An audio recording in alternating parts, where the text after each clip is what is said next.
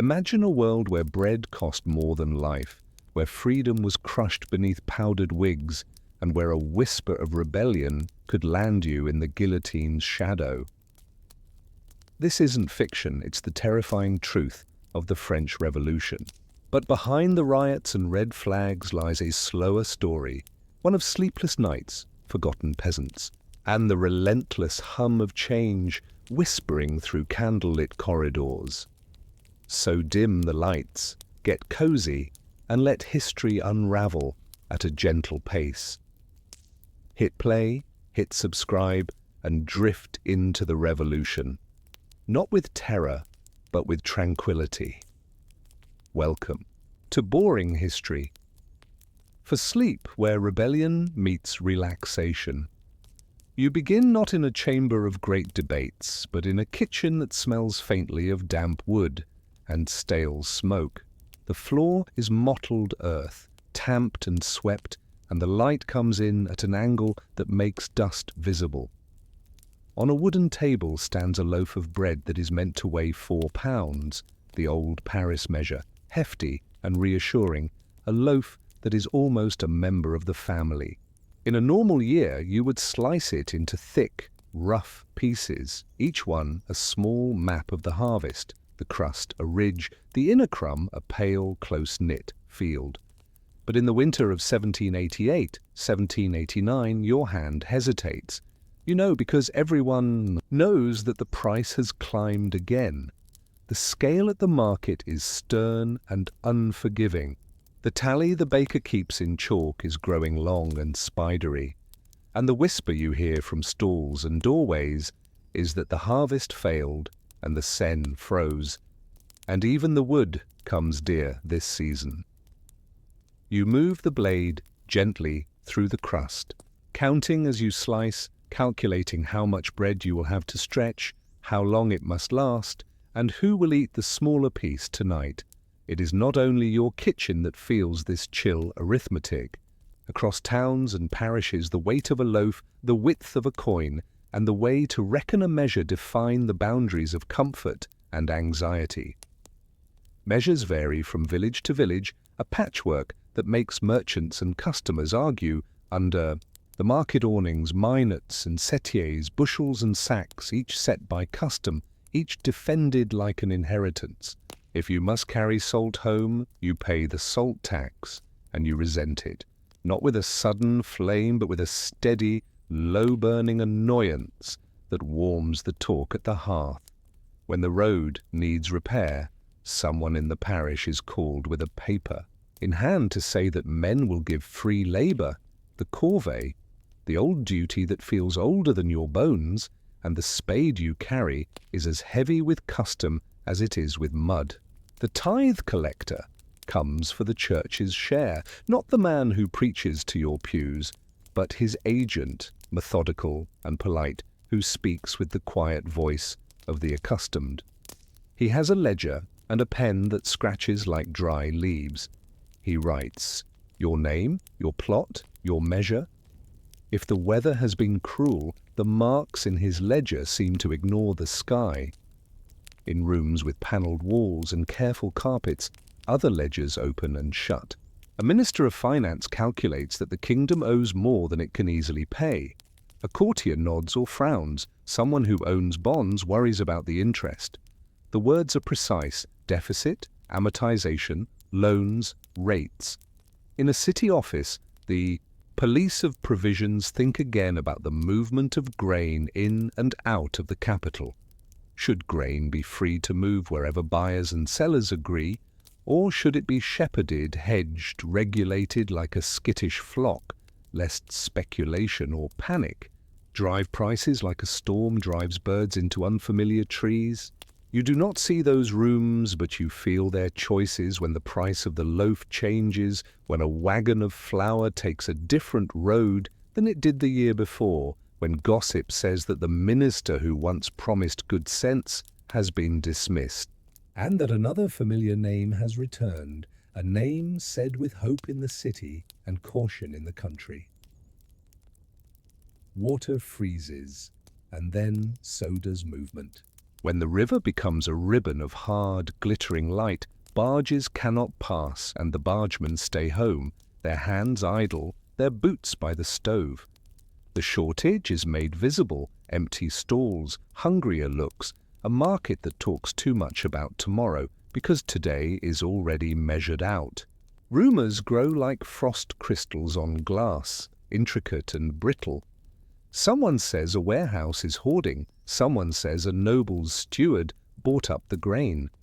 Inside the house, candles burn a little lower to save tallow, and the sudden sneeze from a child in the corner is worrisome because the apothecary's jars are expensive and the cough lingers in the chest. You wrap a scarf tighter and go out anyway because there are errands to be run and a parish meeting to attend, and because life in winter does not stop, it simply becomes slower and more deliberate.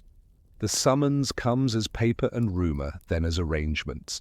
The king will call a meeting that has not been held in living memory, an assembly of the three orders of the realm, clergy, nobility, and the commoners, so that each might speak of grievances and hopes. The phrase looks grand in a pamphlet and sounds simpler when explained around a table. Every parish will gather its men, and they will draft a notebook of complaints and desires. They will choose delegates to pass those papers on to a higher meeting, and those will elect others. And so the parishes will be woven into bailliages and sénéchaussées, the administrative districts whose names you say without much thought. What matters to you is that your voice, if you are male, if you pay even a small amount, will be counted. The parish bell rings and you go because you are curious and because not going would be remarked upon. The parish assembly is as familiar as a Sunday pew, but buzzes with a new electricity. You recognize every face. You know who reads with comfort and who reads with care. You know who owns land and who rents a narrow strip where he counts the furrows like rosary beads. The schoolmaster, his ink-stained fingers tucked inside his sleeves against the draft, reads a model of grievances sent from the district, a helpful map of where the roads might go. It lists the old burdens as if sorting through a barn full of tools. Abolish the salt tax, reduce the corvée, or convert it to money. Make the law uniform so that you do not cross a parish line, and change the rules like a traveller changing hats. Some want the right to hunt, not as privilege, but as protection, because the rabbits and deer have done as much damage to the garden as hail has done to the barley. Others speak about courts and costs, the fees that make justice feel expensive, the distances you must travel to see a judge, the delays that stretch like long shadows even in summer. You listen to the voices not for their eloquence, but for their rhythm. The farmer who speaks slowly, pausing to cup words like birds in his hands. The notary who speaks as if counting point by point, seeing every item as a line in a ledger. The village priest who speaks with a gentleness that has nothing to do with theology and everything to do with attending your mother when she was sick. Someone mentions the local lord's banalities, those obligatory uses of mill and oven that feel less like protection and more like a fee paid to tradition, a payment for the privilege of working your own food. The millstone's turn is not romantic at this moment. It is a calculation.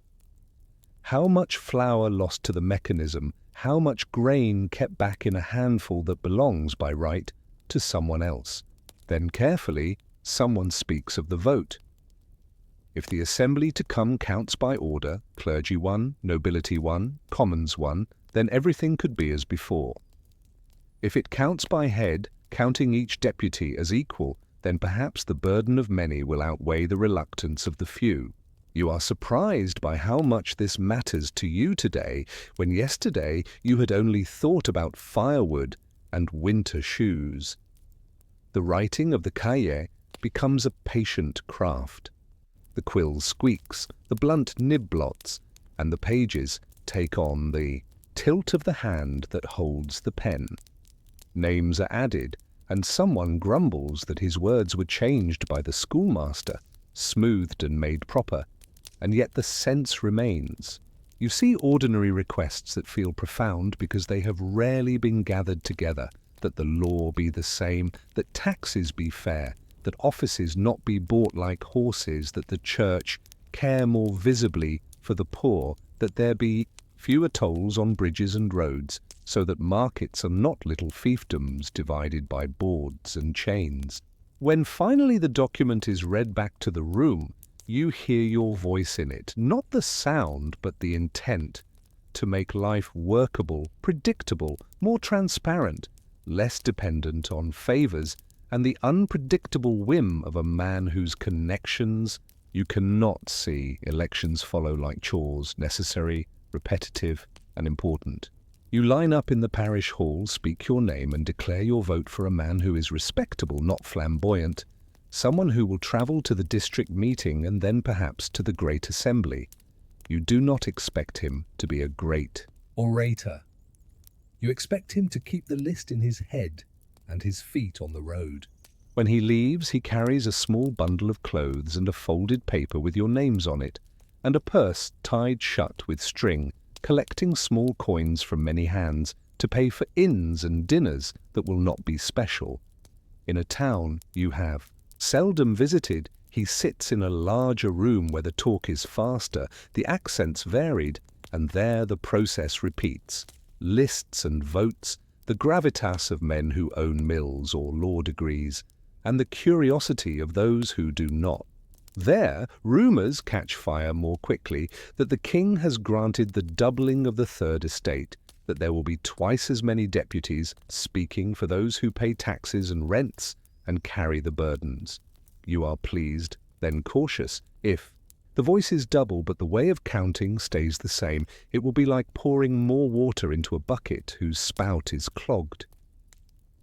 Meanwhile in Paris, the city is a theatre of food and paper.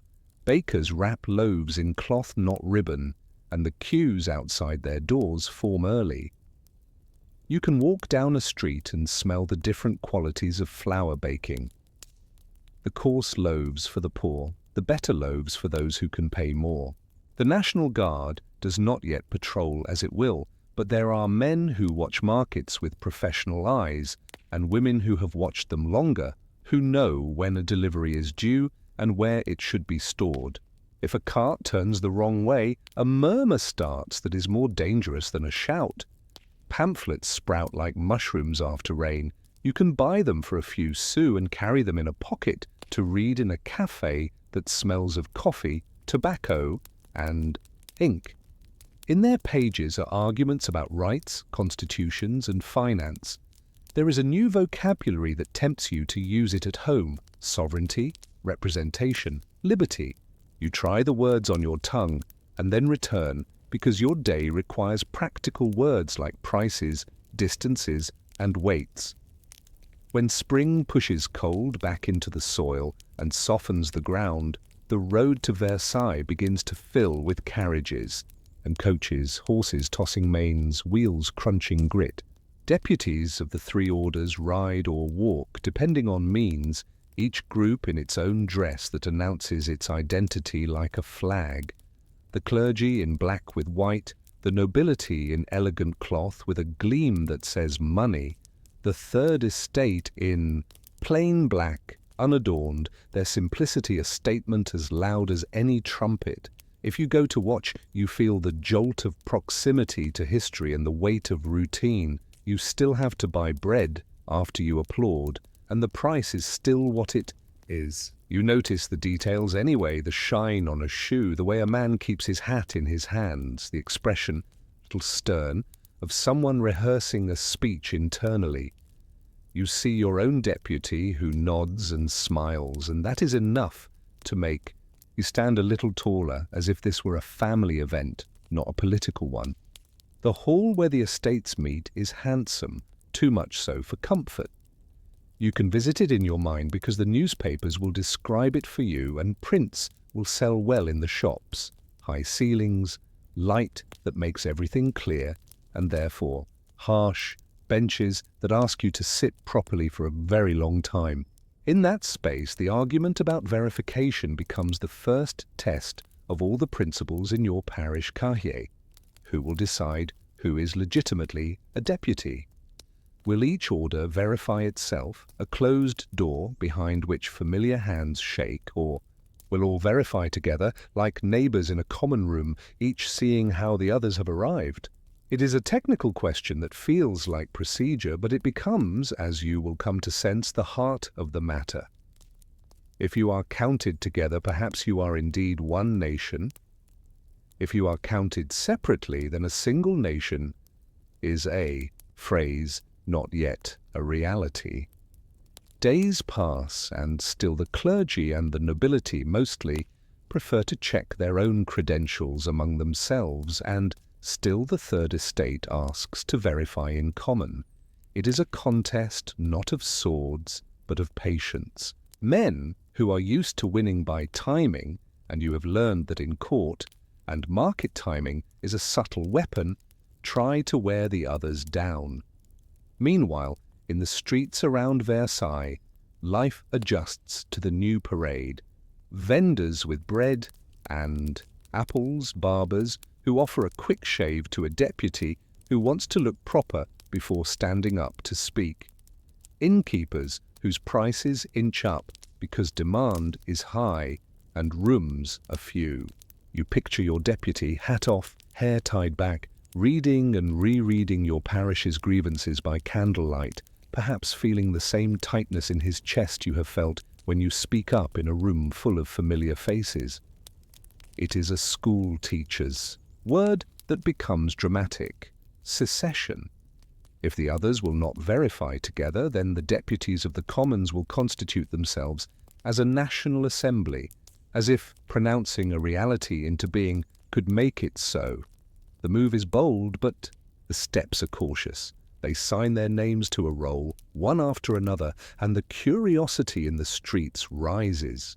On a day when the hall is found closed, on orders for a ceremony that is meant to take place and which, in fact, is not really a plot but feels like one, the deputies of the commons walk to a nearby indoor tennis court, a real one, where a game usually means balls rebounding off slanted walls and the elegant sweep of a racket.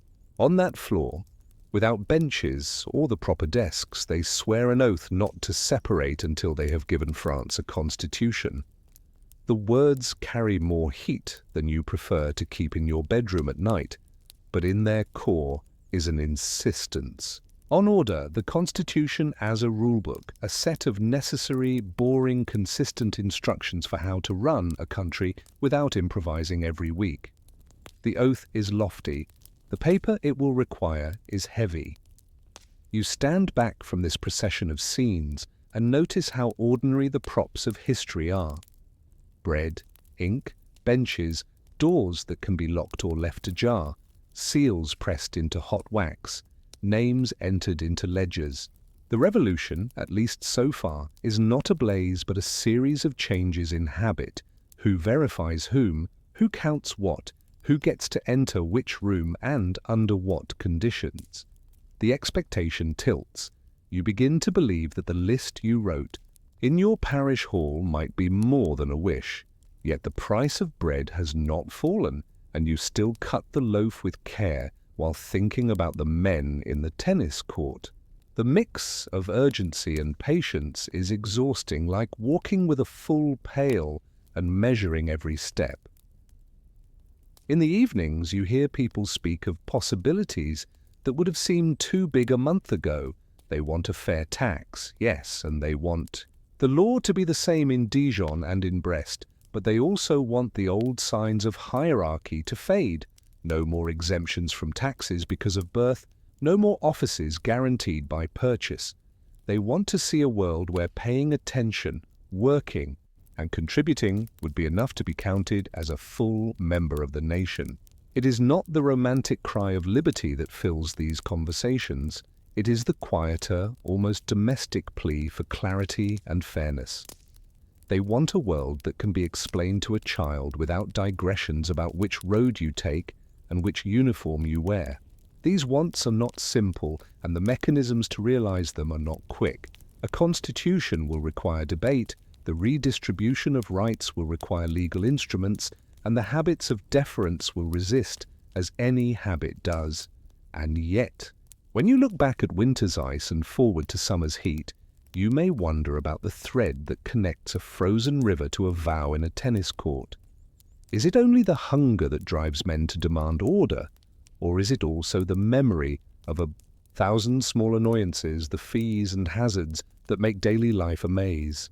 If the men now gathering at Versailles can make the game simpler without building new kinds of confusion, will you feel the difference as a softening in your hands, a loaf that lasts longer, a walk to market that requires fewer coins in your pocket? Or will the promise of order be postponed by the turbulence it takes to achieve it, as if a household must endure a long spring cleaning before it can settle into calm again? You return to the same streets with a different pace in your step, because early summer of 1789 teaches you to expect that doors may be opened or closed without warning. In Versailles, the deputies of the commoners now call themselves something larger than their order. They insist they speak for the nation. The word is both ordinary and enormous. In your own rooms, the nation is a pattern of tax receipts, conscription lists, baptismal records, and market days. Yet to see men stand in a court once used for a sport and swear not to separate until a constitution appears makes you think of a different kind of nation, one drawn up in ink rather than in habit. You still have to fetch water, and your neighbor still needs help with his broken wagon axle, but now you count days by debates as much as by chores.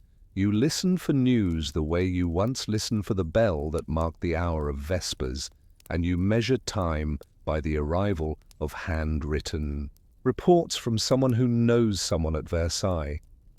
The king's response is like waiting for a letter you cannot skip. He appears before the assembled orders with a program that tries to be generous in its own way, granting reforms as gifts rather than as acknowledgments of a new authority. He urges the orders to meet separately, to maintain a pattern you have begun to doubt. You can feel the friction of this polite refusal even from far away, because the argument about who verifies whom was never simply procedural. It was about whether you could bring your grievances into the same room and call them common problems. There are men in the clergy and the nobility who drift toward the commons, little eddies in a larger current. The ordinary parish priests, the curés who live among you, are drawn to the language of the third estate because their daily life is yours. They visit your sick, they know the price of oats, they are tired of being passed over by bishops who move from palace to palace. When news spreads that some clerics and nobles have joined the commons, you hear it on the same morning you learn that butter is dearer, and you stack those facts on the same shelf because both touch the texture of your days. Then there is a switch, sharp and practical. You are told to imagine a new geometry of power.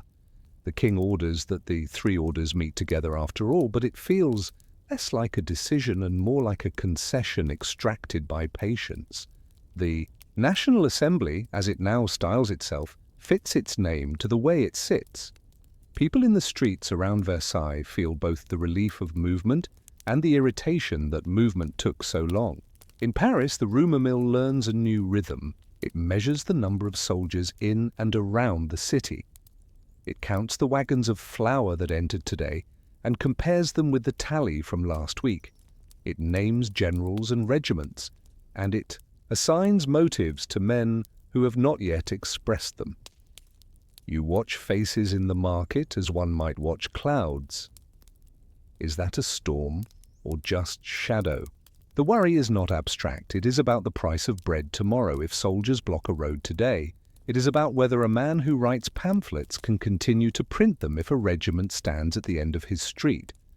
When the dismissal of a popular minister is announced, his reputation for financial clarity and common-sense reforms like a light in a dark room, the effect in Paris is immediate and almost procedural.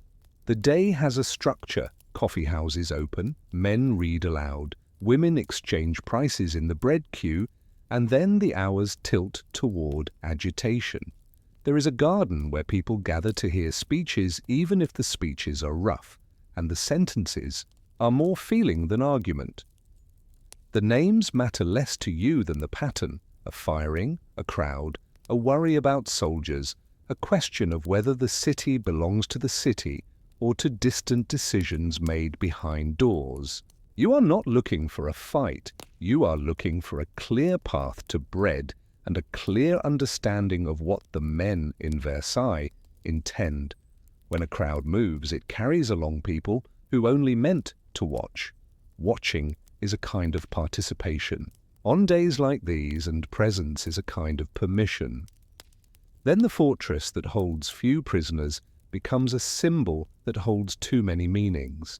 You likely never saw the Bastille from the inside. For most, it was a set of walls and a silhouette, and for some, a whispered threat. Now it is a storehouse of powder and authority. If the city is to keep the capacity to defend itself, it needs powder. If citizens are to arm themselves, they need muskets and shot. The barricades that once existed only in old stories begin as the practical repurposing of furniture, wagons turned sideways, carts emptied of cabbages, and piled high with boards, chains unhooked from alleyways and strung across streets. There is a tightness in the stomach that comes from the sense that you are part of a thing that has momentum without a map. Men go to the Invalides to seize weapons, and they do. That success becomes an argument for what happens next. The road to the fortress is not paved with theory. It is marked by the need for powder and the desire to keep soldiers from using powder against you. On that day, smoke and shouting make navigation imprecise. You see water carried in buckets as carefully as you saw it carried for laundry. Now, it is for putting out fires or easing the throat of someone coughing from smoke. You see men who have never spoken to each other coordinate a pull on a rope, align a ladder, lift a gate. It is the ordinary choreography of labor applied to a collective task that feels extraordinary. When the Bastille's defenses are breached, the emotions in the street are volatile, but the gestures are familiar. Hands reaching to steady, hands reaching to take, hands pointing so that others can see the angle of a cannon, the weight of a key. The governor's fate is a brutal punctuation in a sentence written mostly in the grammar of necessity. You recoil, and yet you understand the heat that made measured responses difficult. The fortress falls not only because the crowd wills it, but because the relationships between soldiers, officers, and citizens have become uncertain.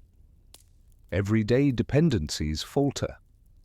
The garrison cannot count on bread deliveries. The governor cannot count on obedience. The citizens cannot count on protection. In uncertainty, the obvious becomes urgent. Remove the symbol that confuses. Retrieve the powder that empowers. Afterward, the city, like a home after a sudden rearrangement, must reorder itself. The people who took to the streets also turn inward to build something that can stand. The electors who once organized votes now become the bones of a new municipal structure. A makeshift city hall in a neighborhood that needs one is as important as a grand hall at the center. You notice the emergence of a habit you will see again and again: committees. They are boards with names that suggest precise purposes: supply, security, correspondence.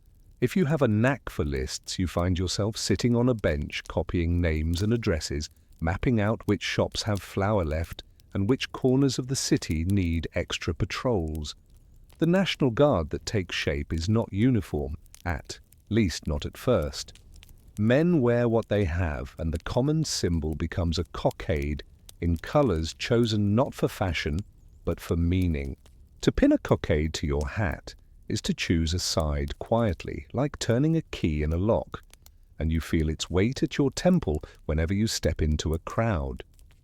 Meanwhile, in the countryside, the stories from the city become seeds of fear and of hope. The great fear, people will call it, but in the moment it feels less like a single emotion and more like a busy beehive of anxieties.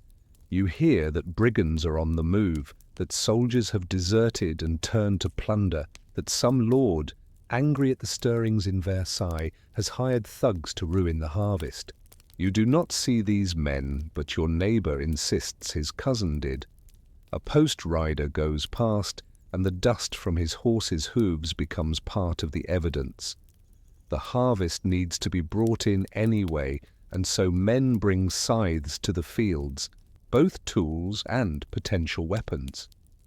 In villages where the local manor house has long held documents in its strongbox, titles to rents, records of seigneurial dues, crowds appear not to take silver, but to take paper. They burn the paper because it represents obligations written to last beyond a single lifetime. You might hesitate when you see the flame reach toward a parchment that records more than dues, perhaps a boundary or a privilege you do not hate. But the crowd is impatient with subtlety. A single fire consumes both tools and ghosts.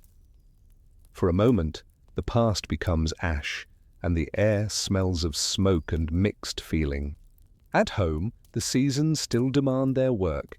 Even revolutions cannot convince cows to milk themselves. The harvest must be brought in, repairs must be made, and marriages still happen between people who have known each other since childhood. Yet every one of these ordinary motions now intersects with a bureaucracy that is both expanding and learning. Registrations, certificates, and permits pile up in drawers. Municipalities keep records with the zeal of the newly responsible. You may grumble, and you may be right to do so, but you also see the virtue in knowing where things stand.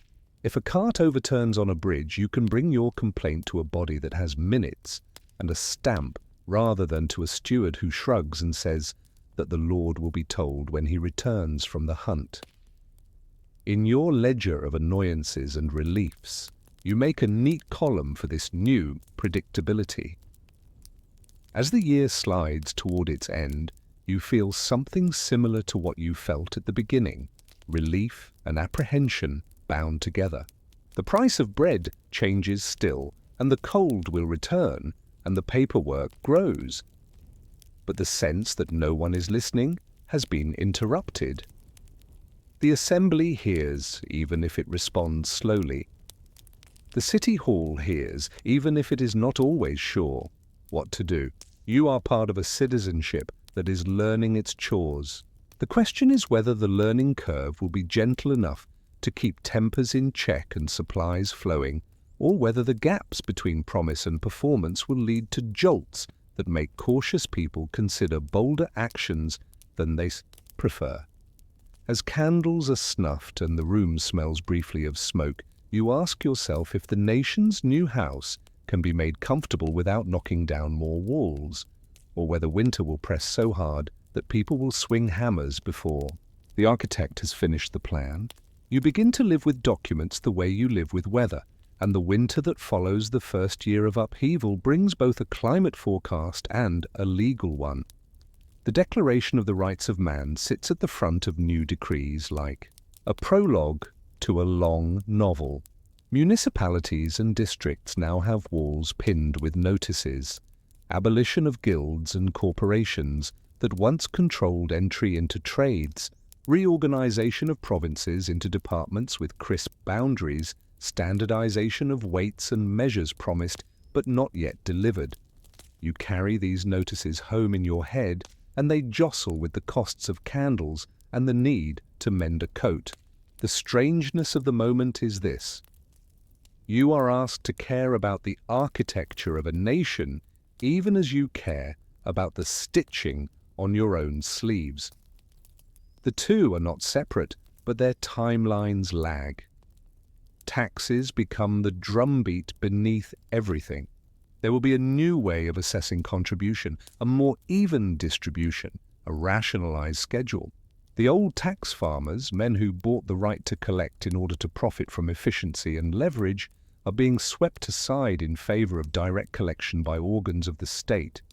You have despised the farmers general for their profits and their arrogance. You now meet clerks who are less grand but more present. They have paper forms and clear language, and they show up reliably.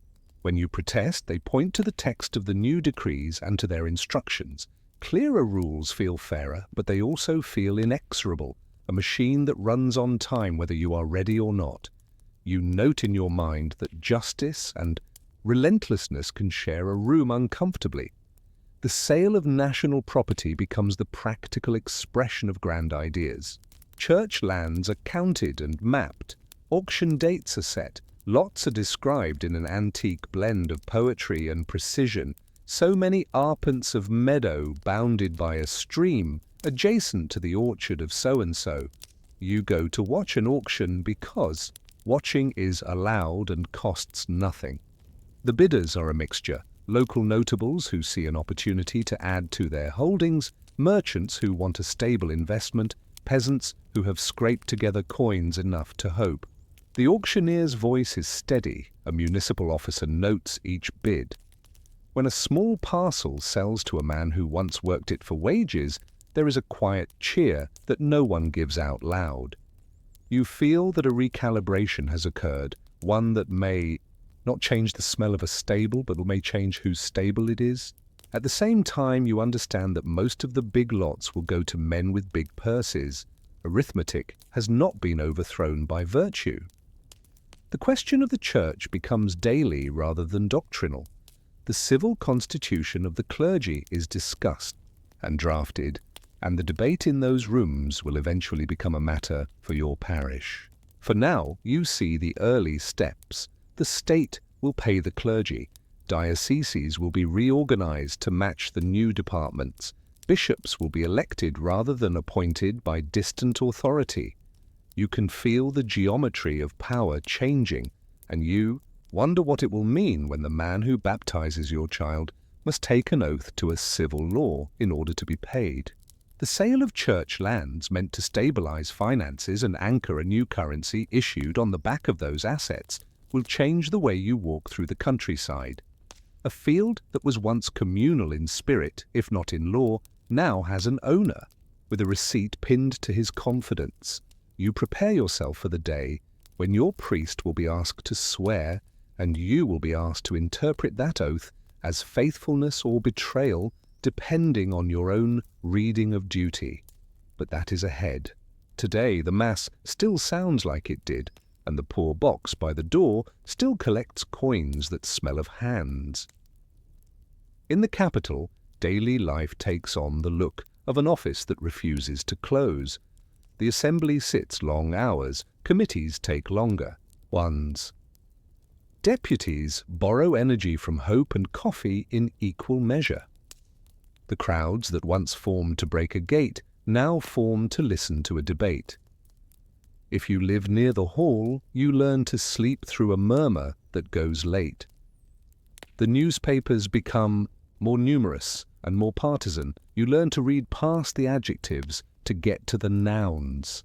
A printer down your street who repaired his press with a belt he cut from an old harness during a shortage of parts now runs his machines almost nightly. The stacks of paper on his table are damp with ink and ambition. He complains about the price of rag and the difficulty of finding apprentices who can learn to set type without skipping letters.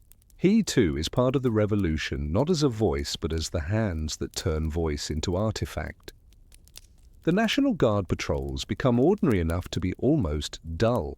Men in tricolour cockades walk their routes, check their lists and end their shifts with tired feet and a sense that invisible trouble was kept at bay by visible presence. There are systems now for requesting flour, for routing carts through neighbourhoods where tempers are short, for levying small fines on bakers who shave the weight of the loaf. The fines are printed on posters. The names of violators are sometimes printed too. The shame is a tool as much as the coin taken. In the courtyards of tenements, women argue about whether this or that baker has been fair. A man who delivers wood claims he was stopped 3 times by 3 different patrols and asked to show papers. He shrugs and says it is better than being stopped by none and robbed in an alley. You hear yourself agreeing. Authority is a blanket. It can warm or smother depending on how it is spread and who pulls on the corners.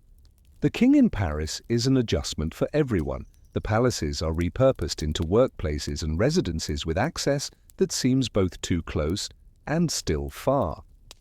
To speak of the king in a shop was once a whispered thing. Now his carriage might pass while you are buying onions. He signs decrees and then hesitates at others.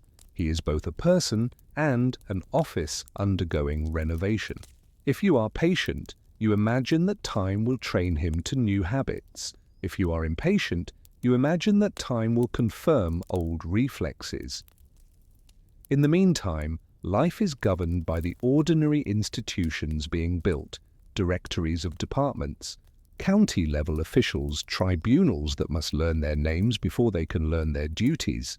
A friend of yours, literate and calm, is elected to a municipal role. He spends more time than he ever did before worrying about drains and night soil collection, because sanitation is as revolutionary as any speech. The city that can keep its water clean can keep its temper longer. News from the frontiers is still mostly about weather and trade, not about war. Borders are quiet lines rather than flaming edges. That will change later. For now, the sense of external pressure is minimal, compared to the internal rearrangement. People argue about the shape of the veto the king should have, about the number of chambers in a legislature, about the oath officials should take. You find the arguments exhausting and necessary. They are meta-chores, chores about how to do chores. On a muddy street in late winter, you help a cart out of a rut by pushing at the right moment. In a committee room, men try to push the language of a clause out of the rut of ambiguity. The same muscles are used figuratively: timing, patience, and a willingness to strain together even if you like each other only a little. The currency, the assignat, begins its life as a promise pinned to property.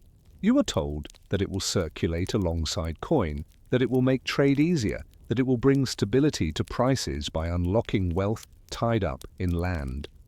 The first notes feel strange, paper imitating value in a world that trusts metal. You accept 1, then 2, then a handful, and you spend them shyly, watching the shopkeeper's face for an expression that will reveal whether the paper is welcome or resented. When a man refuses paper and demands silver, you wonder whether he has insight or stubbornness. You accept that the value of the note will live or die by habit as much as by decree. Habits are being rewritten everywhere. You recall how your hand learned to cut the loaf more thinly in a hard winter. You can learn to count in paper if the paper keeps its word. The political clubs become places of civic apprenticeship. You might not speak, but you sit and listen. The language is new, but free speech is like a muscle you observe being exercised. Men rise, clear their throats, and make arguments about municipal governance, supply chains for flour, the proper way to elect, judges the appropriate punishment for a merchant who hoards. The club keeps minutes. Those minutes are read at the next meeting in a voice that doesn't mind tedium. Tedium can be a virtue when it records, so that memory is not the only record. You learn which speakers use anecdotes and which bring figures. You prefer the ones who bring numbers that can be checked. Slowly, your standards for politics change. You trust less in a bright phrase and more in a dull table. There are also people who resist the changes quietly. A shopkeeper keeps a small portrait of a saint turned face to wall because he fears that a visible devotion will be read as political defiance.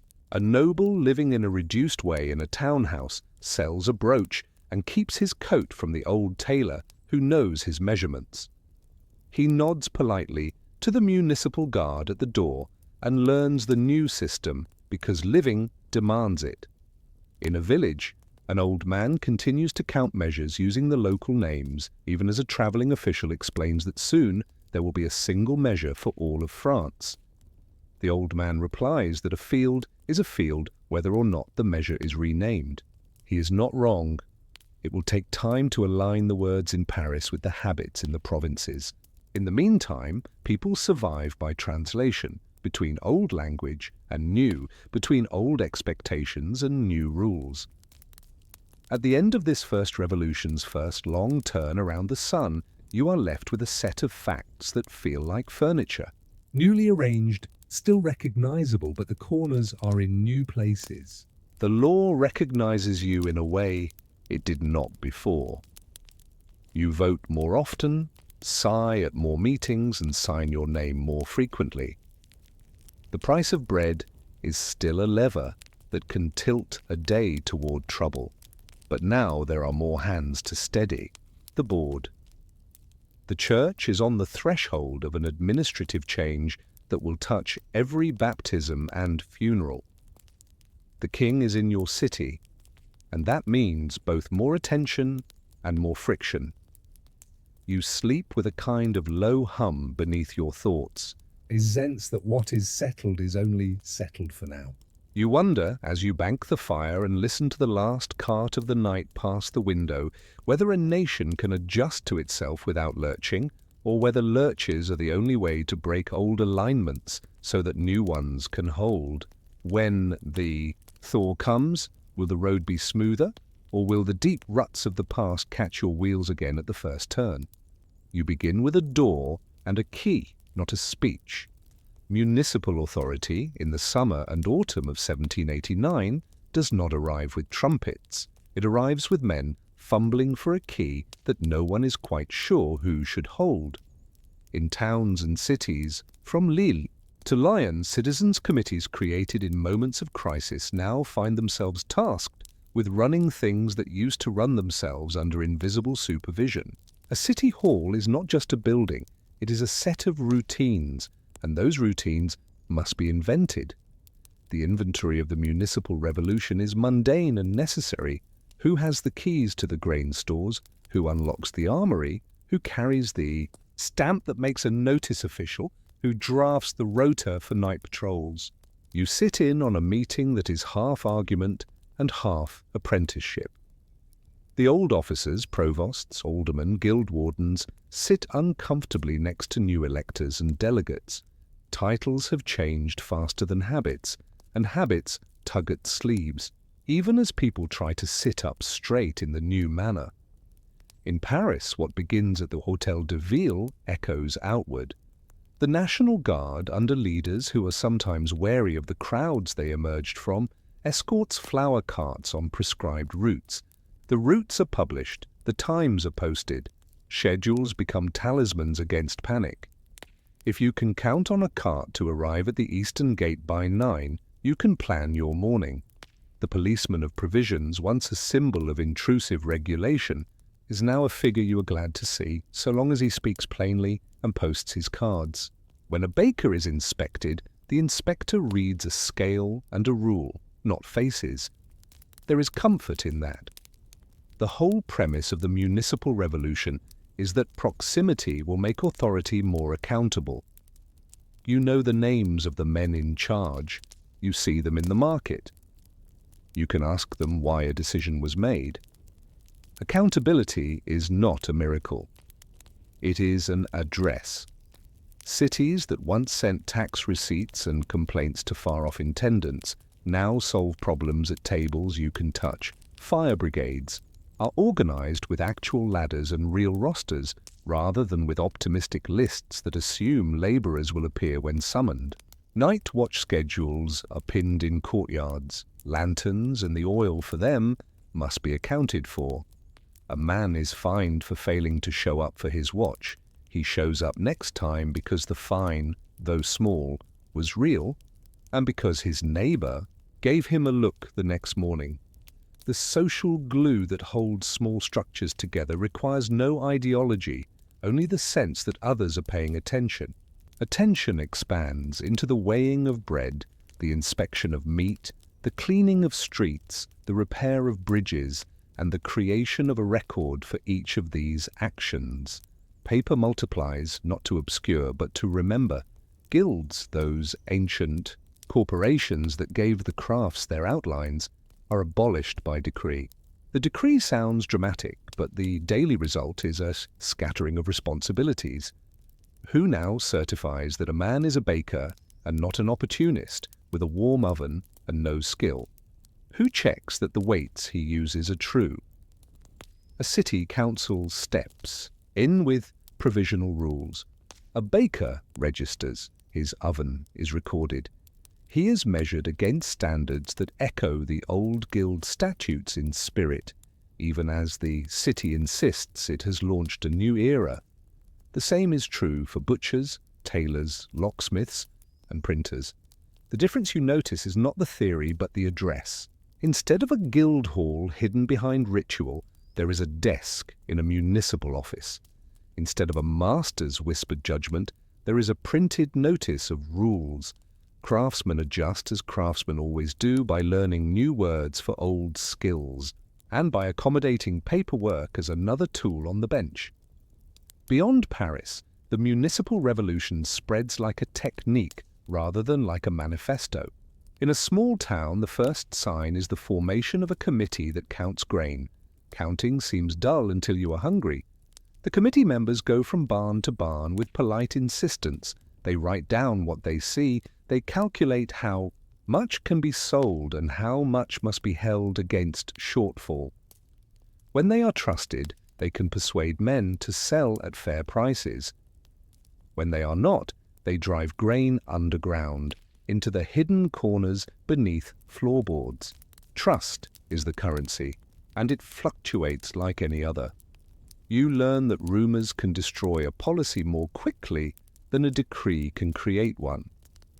A single bad weighing at the mill can undo a month of careful meetings. A single believable accusation of hoarding, even if false, can ruin a merchant's business and test a town's patience. The symbolism of municipal change is quieter than that of the Bastille, yet it is no less profound. The old banners that hung in council chambers are taken down, new seals are carved. You watch a man hold the new seal in his palm like a relic. He presses it into wax with an expression that is part pride, part anxiety. He knows that this seal can command, but only if the citizens accept the command as legitimate. He knows that legitimacy is built the way a bridge is built, with plans, with stone, with time, and with the regular footfalls of people who cross safely and stop looking down every step. You begin to see that the municipal revolution is a lesson in civil engineering as much as in politics, weight distribution, load-bearing, redundancy, and maintenance. Music changes too. Festivals happen, and they require rehearsal. Choirs are assembled to sing new songs with old melodies. Bands are told to learn pieces written to celebrate liberty, but they still have to tune their instruments and find a tempo. If you attend a civic festival, you stand in a square for a long time while officials arrange themselves, while a child designated to present flowers is instructed not to trip on a step, while a banner refuses to unfurl in a light wind. The speeches are earnest, and the citizens are patient. You feel boredom and contentment at once. This city, your city, with its uneven paving stones and its drains that clog in the same place after every rain, now celebrates itself as a thing worth managing. You can live with the boredom because the alternative was indifference. There are still sharp edges. A merchant who raises prices too quickly finds his door marked with chalk in a way that implies danger. The municipal guard erases the mark to say that the city enforces order, not the anonymous crowd. A priest preaches against innovations with a care that reveals his calculations. He wants to steer his flock without being dragged to a questioning. At the town hall, the line between pulpit and podium is growing faint. You watch for signs that it will thicken or vanish. Market days are the meters of this tension. If the price holds steady, sermons and speeches alike can be endured. If the price jumps, words ignite. You also notice the emergence of small municipal courts that handle what used to be the near monopoly of seigneurial justice. A neighbor litigates a boundary dispute with another neighbor before men he has elected, or at least knows. The proceedings are less grand than in the old Lord's Hall. There is less Latin, more French, more sighing, more pauses for someone to fetch a document from home. The judgments are not always wise, but they are not mysterious. The court's book is available to read. You can find the case and see who said what. If you are poor, you are more likely to take a case to court because the costs have fallen. You may still lose, but losing now feels less like a ritual humiliation and more like an argument you might win next time if you prepare better. Militia rosters fill with names that were once absent from any roll but the parish register. Men not accustomed to uniforms now own one or something like it, made to measure only vaguely but with pride. Drills happen in fields that smell of dung and hay, the same fields where later in the day sheep will graze. Commands are shouted in voices that grow hoarse, turns are missed. A drum beats too slowly and then too fast. The comedy of these early drills is part of the story, but so is the steady improvement that comes from practice. A well-drilled militia reassures a town at night. The sound of boots on the cobbles is like the turning of a clock's gears. If the militia learns to present arms at a festival with grace, mothers smile and say that their sons look handsome. Vanity is a secret ingredient of public order. It makes men stand straighter and show up on time. As winter returns, the municipal offices battle cold as well as confusion. Ink freezes in inkwells. Clerks warm their fingers and continue to copy. Minutes are written in scarves and gloves with cramped letters, and later you will have to squint to read them. That too is part of the reality. The revolution is a story, told on cheap paper with bad light. The grandest aspirations rely on oil for lamps and talk of delivery schedules for wood. If a wagon breaks an axle on a frozen rut and the wood arrives 2 days late, a committee's meeting is shorter, decisions are delayed, and a baker's oven may cool too much overnight. A citizen complains that his street is dark. The committee notes the complaint and passes it to another committee responsible for lanterns. This chain of small efficiencies is what you now live inside. You test it with your complaints and your willingness to wait. Sometimes it works. Sometimes it stalls. Sometimes it surprises you with a speed that makes you momentarily proud of your city in a way that feels new. And as the year turns, you are aware that another kind of key will soon be asked for. The key to a conscience. The civil constitution of the clergy is no longer a debate in distant rooms. It is a nearly finished text that will land in your parish like a verdict. You wonder which men will sign an oath, which will hesitate, which will refuse, and what that will mean when you need a marriage blessed or a burial performed. Will municipal order cushion that shock or amplify it? Will the newly confident City Hall absorb religious discontent and make it procedural, or will it become a stage where old and new loyalties perform against each other? As you fold your scarf and hang it on a peg near the door, you ask yourself whether a key that fits a grain store can also turn the lock of a soul, and what happens to a town when some keys must be declined. You sit in a pew and watch the front of the church as if it were a small theatre.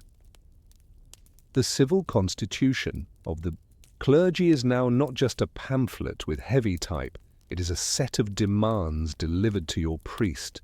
The law has reordered dioceses to match departments, and the old patchwork of ecclesiastical boundaries is to be sewn into a new garment with straight seams. Bishops are to be elected by local assemblies. Parish priests are to be chosen by electors.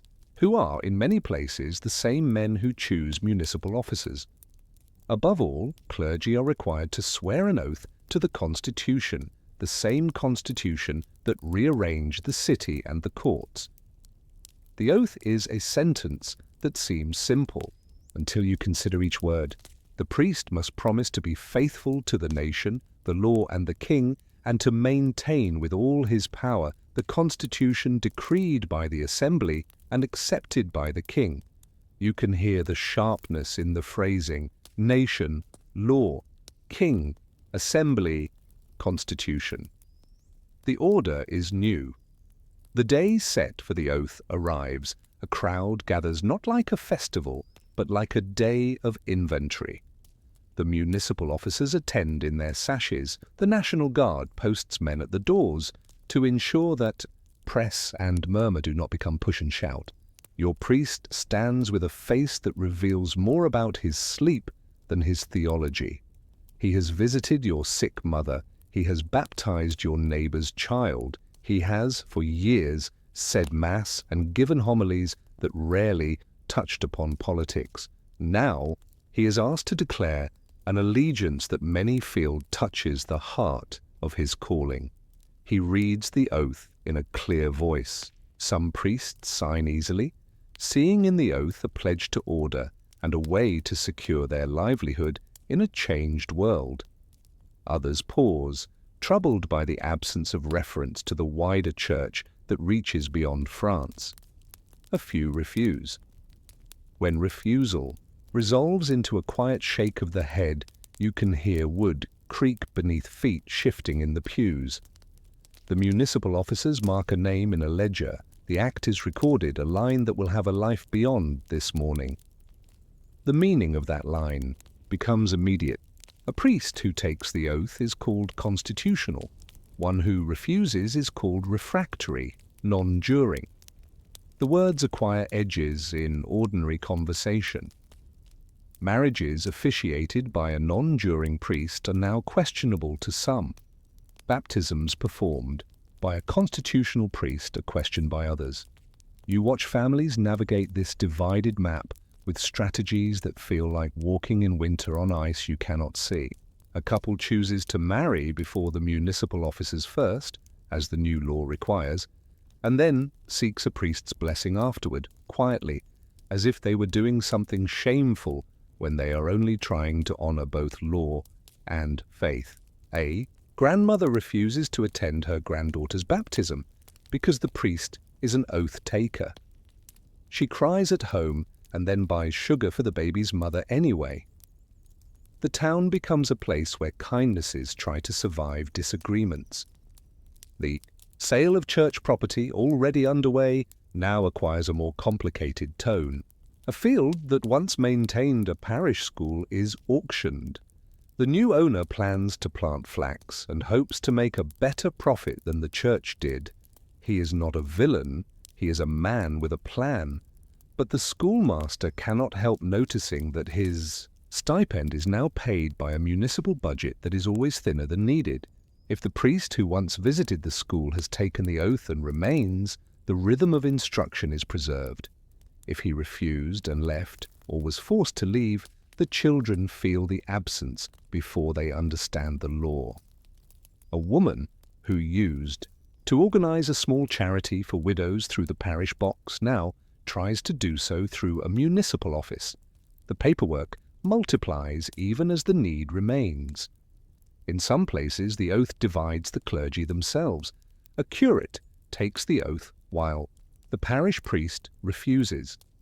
The relationship that once felt paternal now feels argumentative. Parishioners take sides, not entirely along social lines. A miller supports the constitutional priest because he values the stability of law. A tailor supports the refractory because his faith ties him to a wider church and he distrusts the assembly's reach. They still bring their clothes to the same laundry in the river and their children to the same school. They exchange a tight nod in the street and avoid theology as carefully as they avoid puddles. A municipal officer attempts to keep the peace by insisting that whatever their choice is, Men must obey posted regulations about procession routes and market days. It is a thin rope stretched over a wide gap, and he walks it daily. Feasts and processions, once predictably Catholic, become civic as well.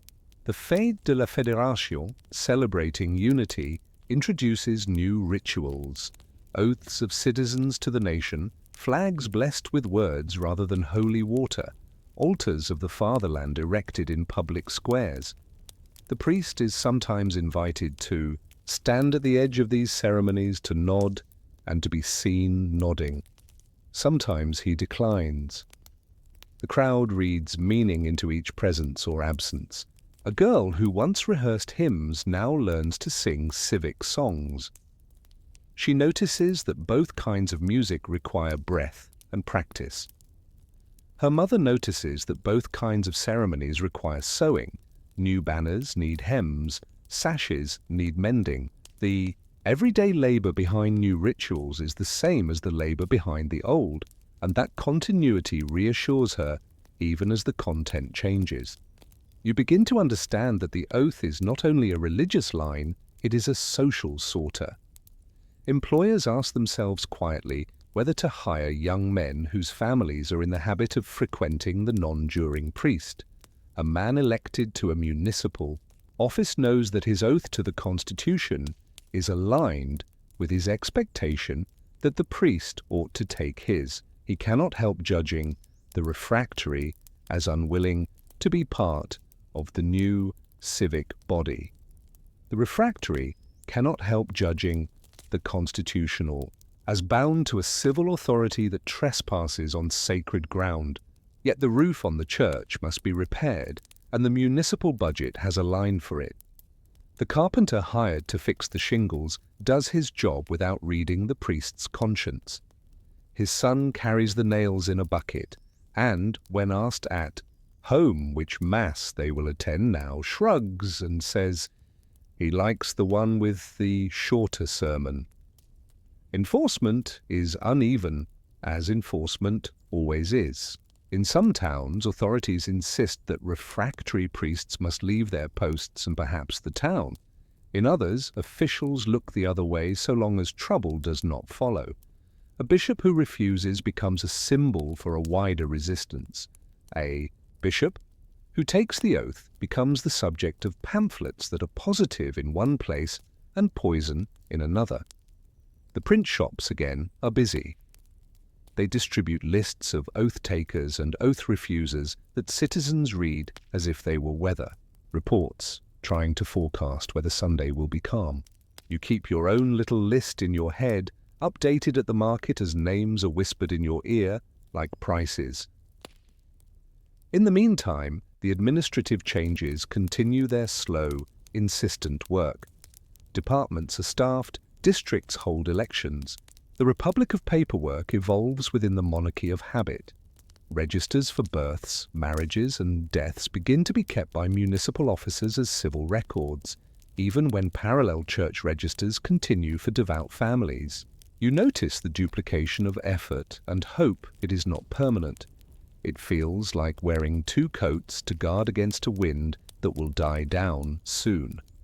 The civil ceremony before marriage held in the town hall feels oddly charming to some, an acknowledgement that the town has a hand in the joining of lives. To others, it is an interruption, a necessary formality, like paying a toll before crossing a familiar bridge. The life of the parish is not only mass and marriage, it is rhythm and kindness. The oath complicates, but does not erase those. A non-juring priest still knows who is ill. He visits in plain clothes, if that avoids trouble. A constitutional priest still hears about a child's stubborn cough after a cold. He offers advice that is more experience than medicine.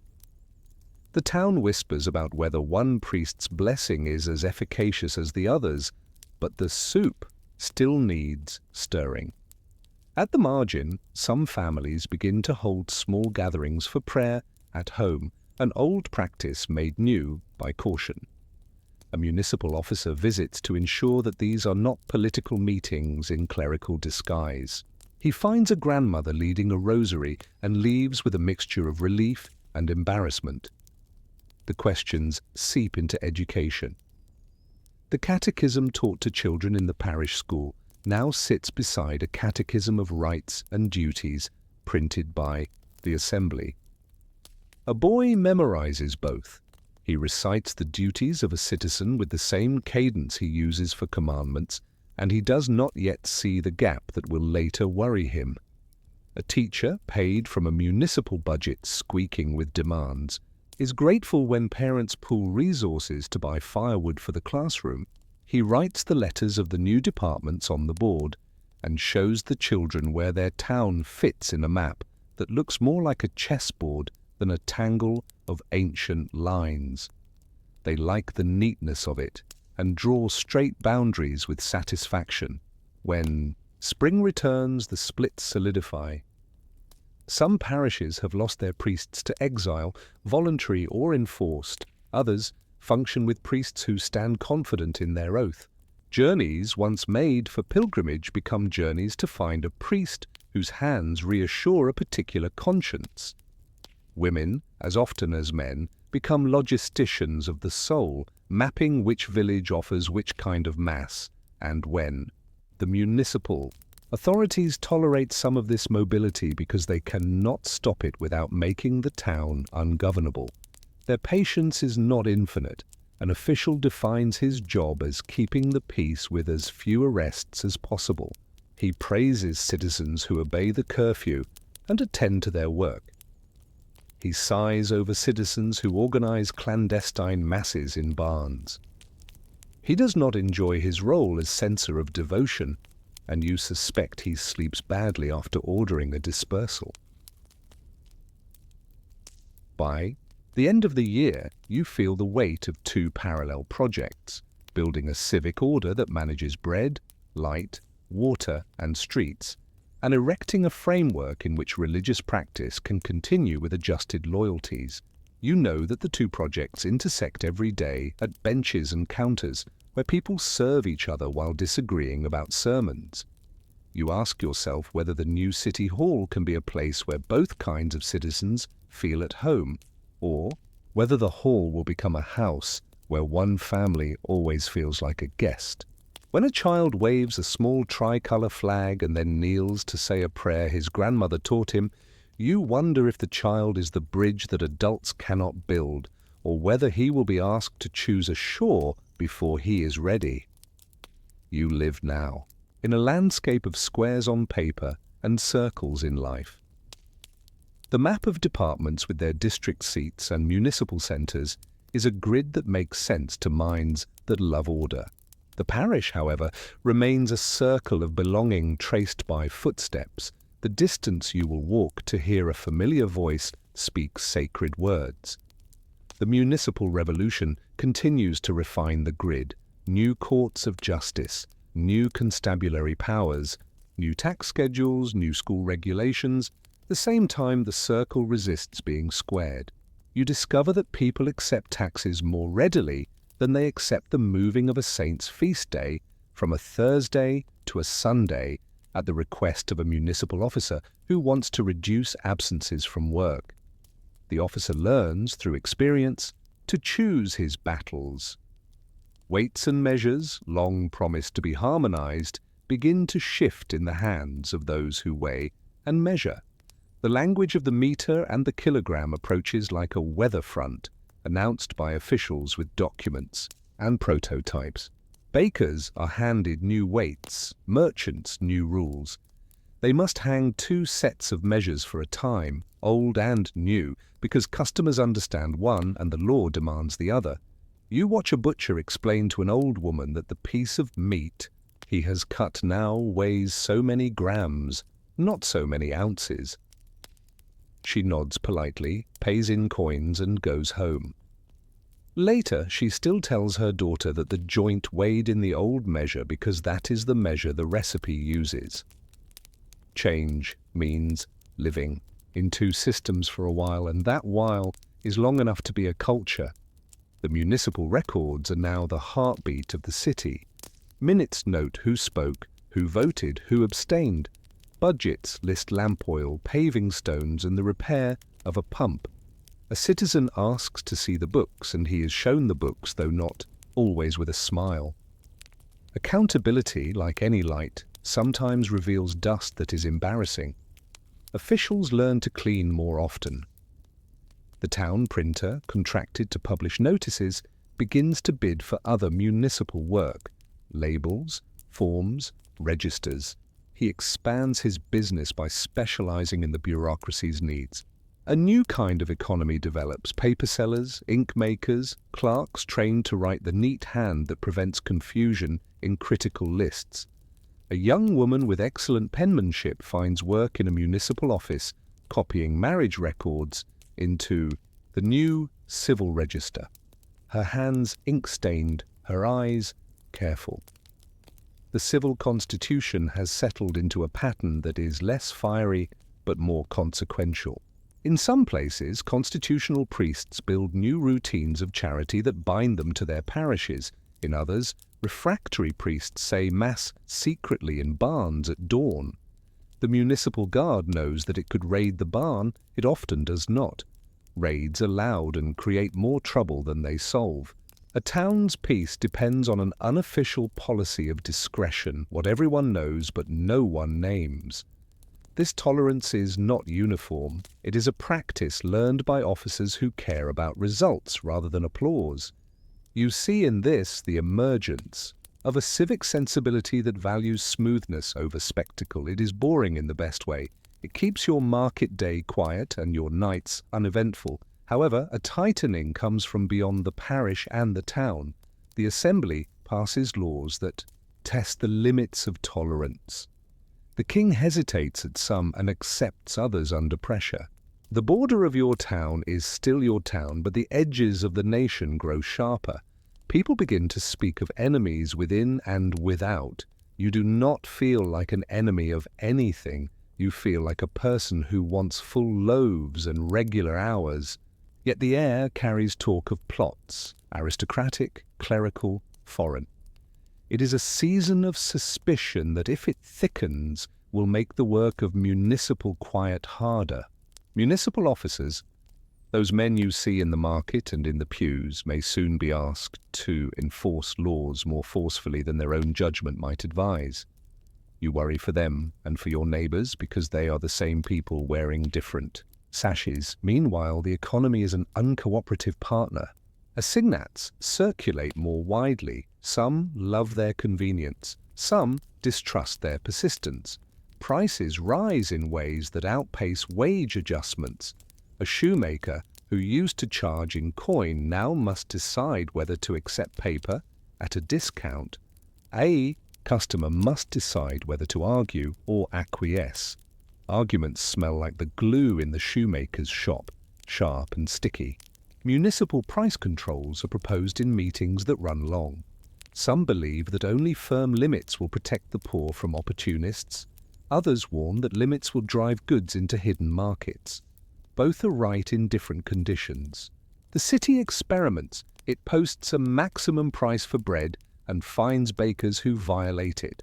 The fines are real. The bakers adapt. The quality of loaves varies more than you prefer.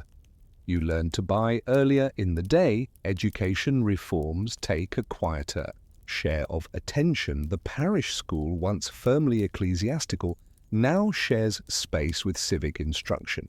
Children learn to read from texts that include moral stories of good citizens as well as saints' lives. A committee of respectable men and a few women visits the school to check attendance and ensure that the teacher has enough chalk and that the roof does not leak. The teacher signs a receipt for firewood and writes a letter to the municipal council requesting a new bench. The letter is read at a meeting. The bench is approved. A carpenter is hired. The child who sits on it can now practice his copybook without his elbow in another child's ribs. Reform is sometimes no grander than that elbow's relief. Festivals continue to provide punctuation to the calendar. They are planned with increasing efficiency. Routes laid out, songs rehearsed, speeches kept short by a decisive official who believes that standing makes people impatient. You stand in a square with 1,000 others and feel both community and fatigue. The constitutional priest is invited to offer a civic benediction. He chooses his words carefully. The non-juring priest hears the same words from a distance and chooses silence. A flag is raised. Children wave smaller versions. Drums roll. You clap politely and you are glad when the procession begins to move because the air is cold and you want soup. Municipal pride is real, so is the desire to get back to work. The town responds to small crises with new tools. A fire breaks out in a bakery. The brigade arrives with a pump that was recently repaired by municipal order. Buckets pass hand to hand. A neighbor you barely know stands next to you and your hands meet on the bucket handle, slick with water, solid with purpose. Afterward, the council votes to buy new leather seals for hoses because one burst cost precious minutes. The minutes are written down and you read them on a notice board. The words reassure you. Someone noticed, someone decided, and next time will be better. That is the municipal revolution's promise at street level, more than any speech about sovereignty. The civil constitution's deeper effects unfold in private. Confession is rarer. Community is maintained by visits and practical help rather than by sacrament for many. For others, the sacrament continues, quietly, uncompromised. A woman organizes a circle to help new mothers. She is indifferent to which mass they attend. She is practical in the extreme. She measures help in hours and loaves, not in creeds. The town clerk who logs births and deaths sees patterns. Slightly fewer baptisms performed immediately after birth. More civil registrations done promptly. He notes this with the dispassionate eye of a record keeper who has come to love columns. Columns, he has learned, make truth visible. One afternoon, in a town meeting that smells of damp wool and ink, a proposal is raised to standardize the parish bells ringing to signal civic events. Bells once signaled only church matters. Now they will also announce council meetings, fire alerts, and market openings.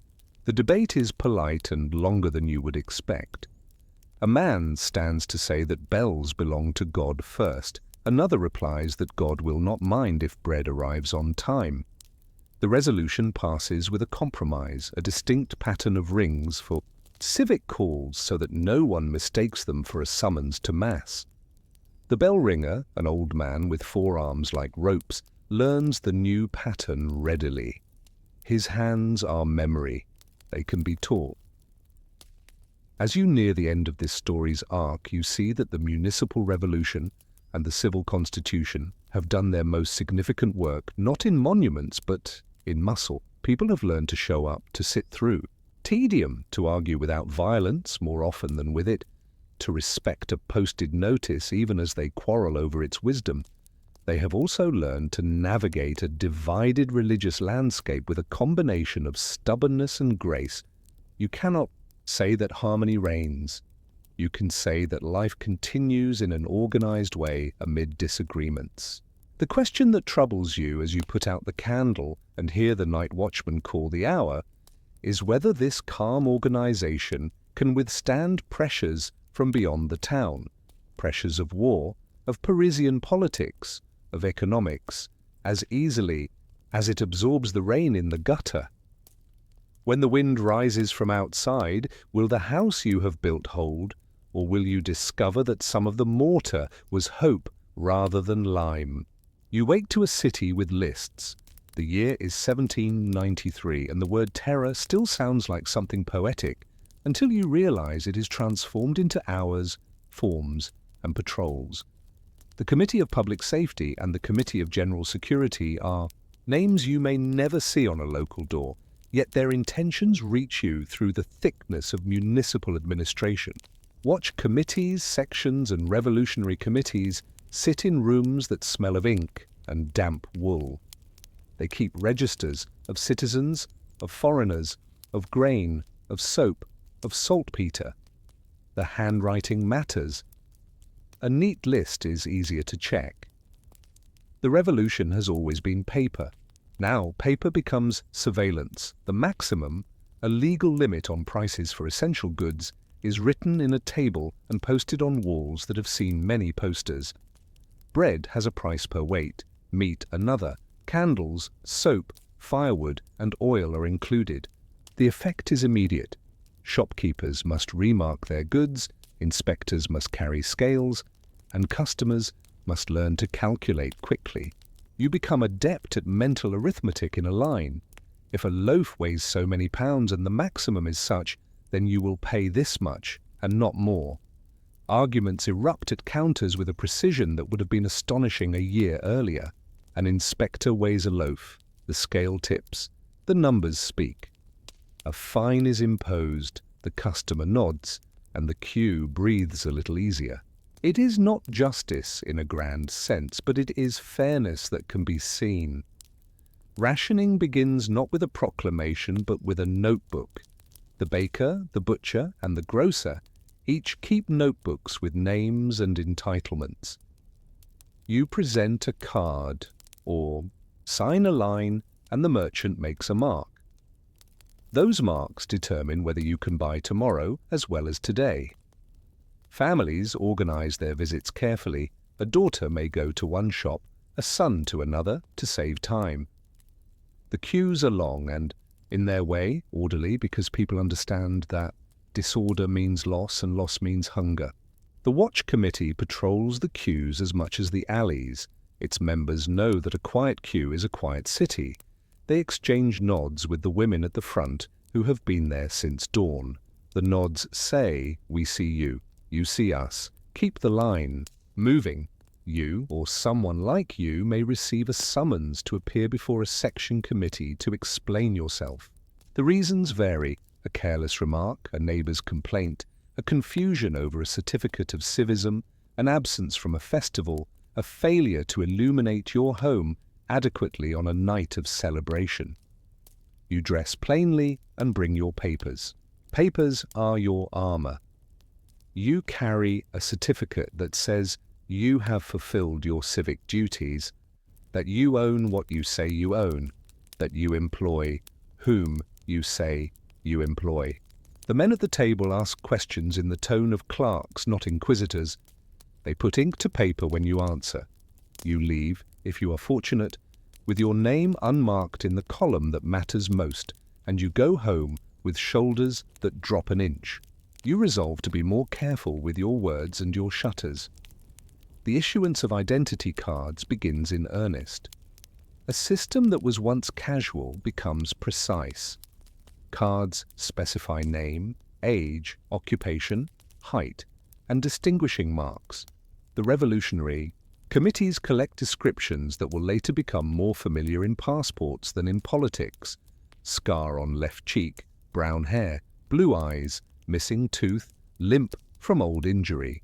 You realize that you are becoming a set of details as well as a person. This is not entirely unpleasant. It offers a kind of security. If your card and your face match, you are less likely to be detained. But it also means that mistakes, an error in an entry, a smudge that makes a number look like another, can cost time you cannot afford to lose. Requisitions come as orders on paper with stamps. The army needs boots, grain, horses, blankets, and men. The levée en masse is proclaimed, and the practical administration of it falls to local committees. A son joins a battalion. A mother brings a pair of stockings she has knitted to the office that sends parcels to the front. The office has a ledger, the parcel is entered, a receipt is given. Receipts become tokens of hope.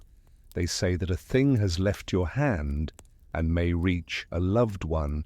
The army's demand for saltpeter to make gunpowder reaches back into your kitchen. Buckets are set under stable floors to collect urine. The chemistry that frightens you because it is difficult becomes a routine that annoys you because it smells. The war is a beast whose tail you feel under your table. Religion is not abolished, it is rearranged. Churches are closed in some places, reopened in others under a different label, turned into temples of reason for festivals that require new scripts. You decide whether to attend, whether to keep a low profile, whether to light candles on a day deemed non-religious. The calendar itself is rewritten into a republican structure that renames months and counts days differently. The week is gone. A 10-day cycle arrives. Your body resists. It wants Sunday. Employers and employees argue about rest days. Municipal officers post schedules that attempt to smooth the change. You witness a small act of resistance. A woman removes her apron, sits down on the day her body remembers as Sunday, and refuses to sew. Her husband shrugs and eats cold food. He understands that some revolutions are fought at tables, not barricades. The Revolutionary Tribunal in the capital is an institution that you do not enter unless fate pulls you. Yet, its presence shapes behavior. The word suspect becomes a category with papers attached. The law of suspects defines enemies broadly, those who cannot show their means of subsistence, who have not shown themselves constantly attached to the revolution, who had connections with the old regime's functions. The committees learn the law's vocabulary and use it. They issue arrest warrants stamped and signed. Municipal police execute them. Arrest does not always mean death. Often, it means prison while papers are examined and testimony collected. Prisons fill, lists expand, the clerk's hands cramp. The prison becomes another place of order. Cells, rolls, ration distributions, schedules for visits, all administered with a grim efficiency that both frightens and reassures in its predictability. Trade continues in a trimmed way. Markets are supervised closely. Inspectors look for counterfeit assignates, faulty measures, and hidden goods. Smuggling is creative. It uses baskets with false bottoms, boats that hug the shadows along canals, nighttime exchanges in barns. The committees know that the economy will leak. They try to plug obvious holes and ignore some trickles that are not worth the effort. A woman who smuggles a little soap to sell at a profitable price is pursued less than a man who hoards grain. The scale of the offense matters. Triage becomes policy. You recognize that terror, in practice, is triage enforced by men who do not always sleep well. Propaganda is not only proclamations, it is images. A print appears in a shop window showing a traitor unmasked, a foreign plot thwarted, a brave battalion advancing with bayonets glinting. You look and you do not look. The images are part of a visual weather that saturates the city. Children learn to draw flags more readily than birds. Songs that once filled the air with romance now fill it with virtue and vigilance. You hum a tune that repeats a refrain about liberty and recognize that it replaces silence you might have enjoyed more. Even so, singing together makes people feel less alone in a queue. Terror is a policy. Loneliness is an experience. The authorities are not wrong to fear the second as much as the first. Still, much of your day is survival by habit. You mend, you cook, you barter, you help a neighbor carry wood, you share news in a way that neither alarms nor deceives. You learn to read the faces of committee members, the tired, the zealous, the fair, the sly. You schedule your errands to avoid an intersection where a patrol likes to stop passers-by to check papers for longer than necessary. You keep your mouth closed in a line if a stranger behind you speaks with the accent of a different district and complains too loudly about the maximum. You make a decision about a friend. You will continue to see him, but you will not talk politics with him, and you hope he understands the charity behind caution. At night, the city's lamps are an index of compliance. Houses are required to illuminate on certain evenings as a civic demonstration. Men in sashes walk the streets and note addresses that are dark. Some homes are genuinely short of oil. Others are cautious in their use. A few are defiant. A list is compiled. Fines follow. The list is read at a section meeting in a voice without malice. You are on the list 1 week. You pay, and a neighbor lends you oil the next. The neighbor is both friend and monitor. You are grateful and wary. Gratitude and wariness are the standard emotions of this year. You end the day with a question that is smaller than fear and larger than complaint. Can a regime that relies on lists to create fairness avoid creating a world where people exist, primarily as entries? You value the ordering power that keeps bread affordable and streets safe. You worry that you are becoming the sum of your papers. As you lay your card on the table before you sleep next to the candle stub, you wonder whether a good society can be written into existence with enough ink, or whether there will always be a residue of life that refuses to be captured by any ledger and demands, sooner or later, a different kind of accounting. Morning brings a sound you pretend is distant, the cart. It is ordinary, wooden wheels, horse hooves, but it carries a new meaning in this season. It may be a bread cart, more welcome than any chariot, or it may be the cart that conveys prisoners to judgment and punishment. The two carts share streets in a way that makes your heart beat faster than it should when you think of wood and axles.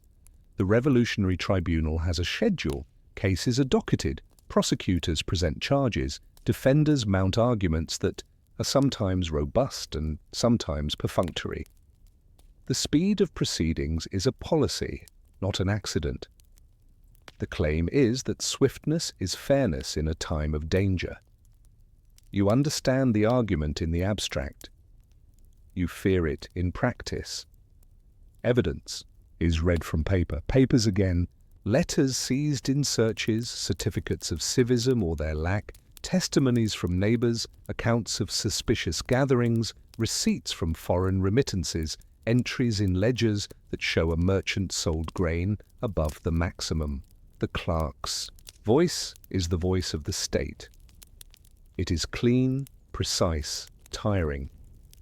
If you attend, you watch faces. Some are calm, some defiant, some resigned, some bewildered, some performative in their patriotism, some walled off by shock. The tribunal's space smells of sweat and candle smoke and the metallic tang of fear. You leave quickly when you can. You go to buy carrots at the market and find that you inspect the carrots as if they too might be accused of something. Outside the courtroom, a quieter machinery holds lives. Prisons issue ration tickets to inmates. Families bring parcels on assigned days. Jailers sign receipts. A woman with a basket has learned the guard's name and uses it to soften a rule. Small acts of humanity exist in the seams of policy. The jailer allows a letter to pass that is not permitted. The letter is a page of the ordinary. Illnesses, affections, small household news. He knows that this page may keep a prisoner from despair that could make tomorrow harder for everyone. He justifies his act to himself as a way to keep order. He is not wrong. Denunciations are written in a variety of hands. Some are careful, reasoned, detailed. Some are scrawled, angry, vague. Committees read them and decide whether to act. They know that a denunciation can be a weapon in a neighbor's quarrel about a boundary and not a genuine signal of treason. They dismiss some, they follow up on others. They request more information, they send a pair of men to ask a set of questions. A door is knocked upon, a man answers with a certificate in his hand and a composed manner. His composure helps. The certificate helps more. You note again that paperwork is not a burden only, it is a defense. The maximum is revised. Shortage stiffens it. Enforcement tightens. A shopkeeper who shaved the weight of a loaf by a few ounces last week escapes with a warning. This week he is fined more heavily. He will learn. The committees believe that habit will follow penalty. Some shopkeepers adapt with grace. They cut their loaves more carefully, weigh their sugar more often, measure their oil with extra diligence. Others grumble loudly enough to invite inspections, more frequent than they would prefer. The wise learn to grumble at home and measure in public.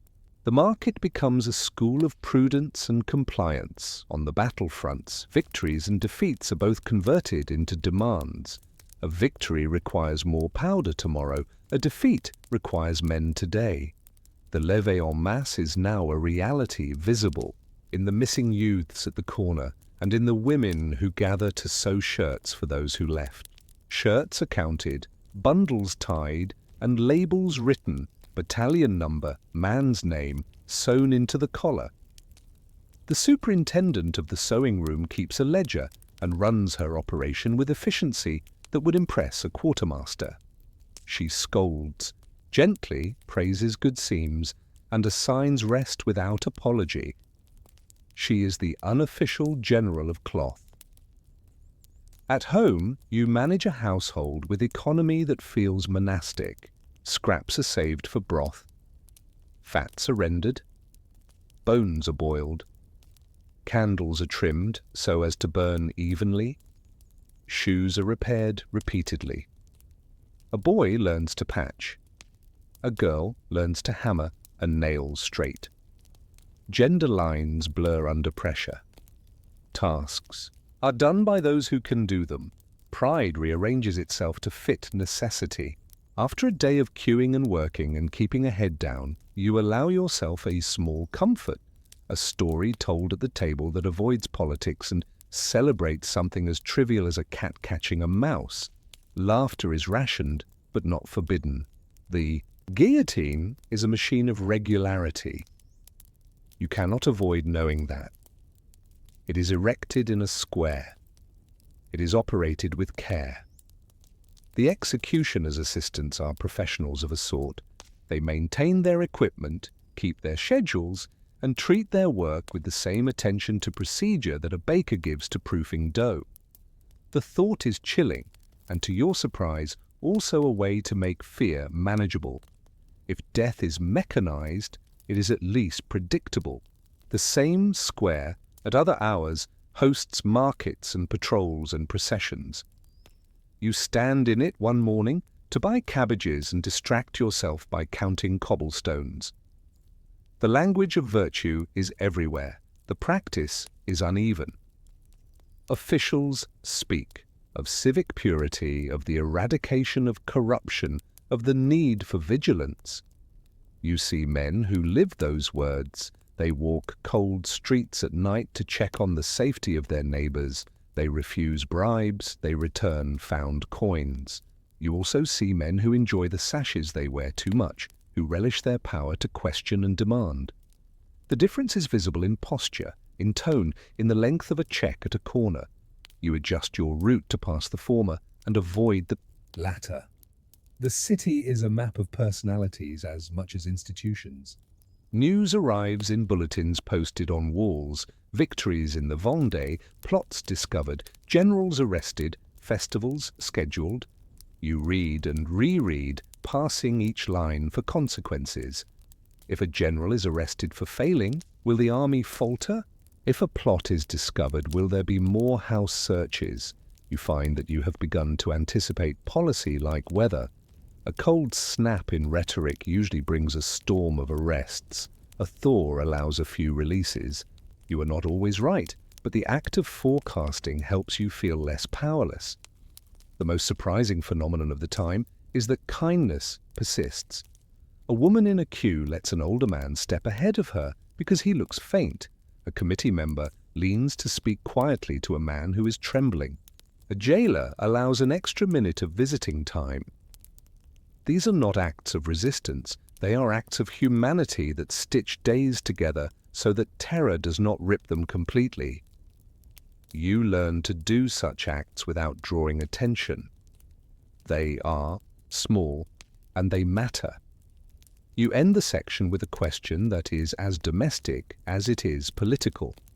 How long can a community live in a state of emergency without losing the muscle memory of ordinary decency? You want your children to learn vigilance without cruelty, prudence without suspicion as a reflex. You wonder whether 10 days of the new week can contain enough moments of habit to keep the 11th hour fear from defining them all. Heat breaks, without warning, and so does policy. In 1794, the fever peaks and then drops. You hear that men who were once untouchable are arrested. You hear that some who had scheduled a future for others now find their own schedules interrupted. The fall of men at the top is both distant and immediate. Distant because your day still starts with bread and ends with sleep. Immediate because the tone in the committee rooms changes. Voices that were once loud become careful. Men you recognize as fair breathe more easily. Men who like the heat leave earlier than before. The guillotine's schedule slows. The cart passes less frequently. The city's shoulders lower a fraction. The maximum relaxes. Markets test their freedom. Prices wobble. You see again the tension between fairness and supply. As regulation lifts, goods appear that were scarce. Prices jump to meet them. Wages lag, as they always do. The committees argue and draft and post. Shopkeepers test and price and grin. The citizens react with caution. They buy what they must and wait to see whether this change is an interruption or a new policy. The queues shorten, then lengthen, then settle. The city is a living graph whose lines rise and fall in sync with words like relax and reinforce. Prisons release some inmates, the lists are shorter. Jailers give back possessions recorded on intake. A man receives his knife, his ring, and his little notebook and rubs the cover of the notebook with his thumb until it shines again. He walks home on legs that feel unpracticed in freedom. His neighbor sees him and decides to greet him in the street rather than staying at a window. The choice is noted by others and has its own ripple. Public life is a performance even when the actors are amateurs. You rehearse gestures of reconciliation because you hope they will become sincere through repetition. Committees reform themselves. Some are dissolved, others persist with revised mandates. The Committee of Public Safety no longer has the same teeth, but it still bites when required. The section meetings talk more about repairs and less about arrests. The talk is still clipped by experience. No one wants to be the first to sound naive, yet men begin to mention rebuilding without being shushed. A plan to repair a bridge that has been postponed twice because of shortages is approved. The stone arrives, the mason smiles faintly. He is allowed to do his work without a lecture about civic virtue. The calendar remains Republican for now. The 10-day week grinds on. You have adapted to its logic as best you can. The names of the months have become less strange, though you privately still say the old names to yourself. Schools continue, children learn, their copybooks fill with both codes of rights and words for things they can eat and touch. The civic religion that reached for fervor without God shrinks in presence. Festivals continue but grow shorter. People are grateful for shorter speeches. They clap with enough enthusiasm to avoid offense and then go home to stir pots and mend seams. Public life returns to its scale, which is to say that it fits again around work rather than swallowing it. The army is still at war. Nothing ends cleanly. Requisitions continue, but they feel less panicked. The office that dispatches parcels to the front runs on the same efficient rhythms it learned in the worst months. The superintendent of cloth still scolds and praises. She has become a figure of continuity in a time that has lacked it. Her ledger is neat, you take comfort in it. The war may be an eagle somewhere on a battlefield, it is a needle in her hand here. The tribunals continue in a quieter way. Some trials now consider excesses, some sentences are directed at those who exceeded their mandate. Justice chases its own tail for a while. You do not mind. It feels like an attempt, however awkward, to say that there are bounds. You do not expect perfection. You would settle for the end of surprises that ruin nights. You evaluate nights now by the number of times you wake. Economy is the stubborn friend who never leaves. Assignats have poured through fingers. Inflation has made jokes that are not funny. The city contemplates new monetary measures. You contemplate how to keep cheese from molding too quickly in an unusually hot week. The connection is real. Economic policy reaches your pantry not by theory, but by smell. You trade a scrap of linen for a bit of soap and call it thrift. You help a neighbor with a repair in exchange for a future favor and call it credit. You are the central bank of your small circle. At the end of this period, you think about the future with a caution that is now your natural posture. You no longer assume that a policy proclaimed is a policy practiced. You wait and see. You have learned to value the people who do their jobs without drama. You have learned to distrust men with sharp sentences and soft hands. You admire clerks, whose ledgers are clean, and guards who nod instead of sneer. The revolution's worst months have taught you to sort men by how they carry power in small spaces. You ask yourself whether a society that has used terror as a tool can fold it away like a knife and pretend it never cut.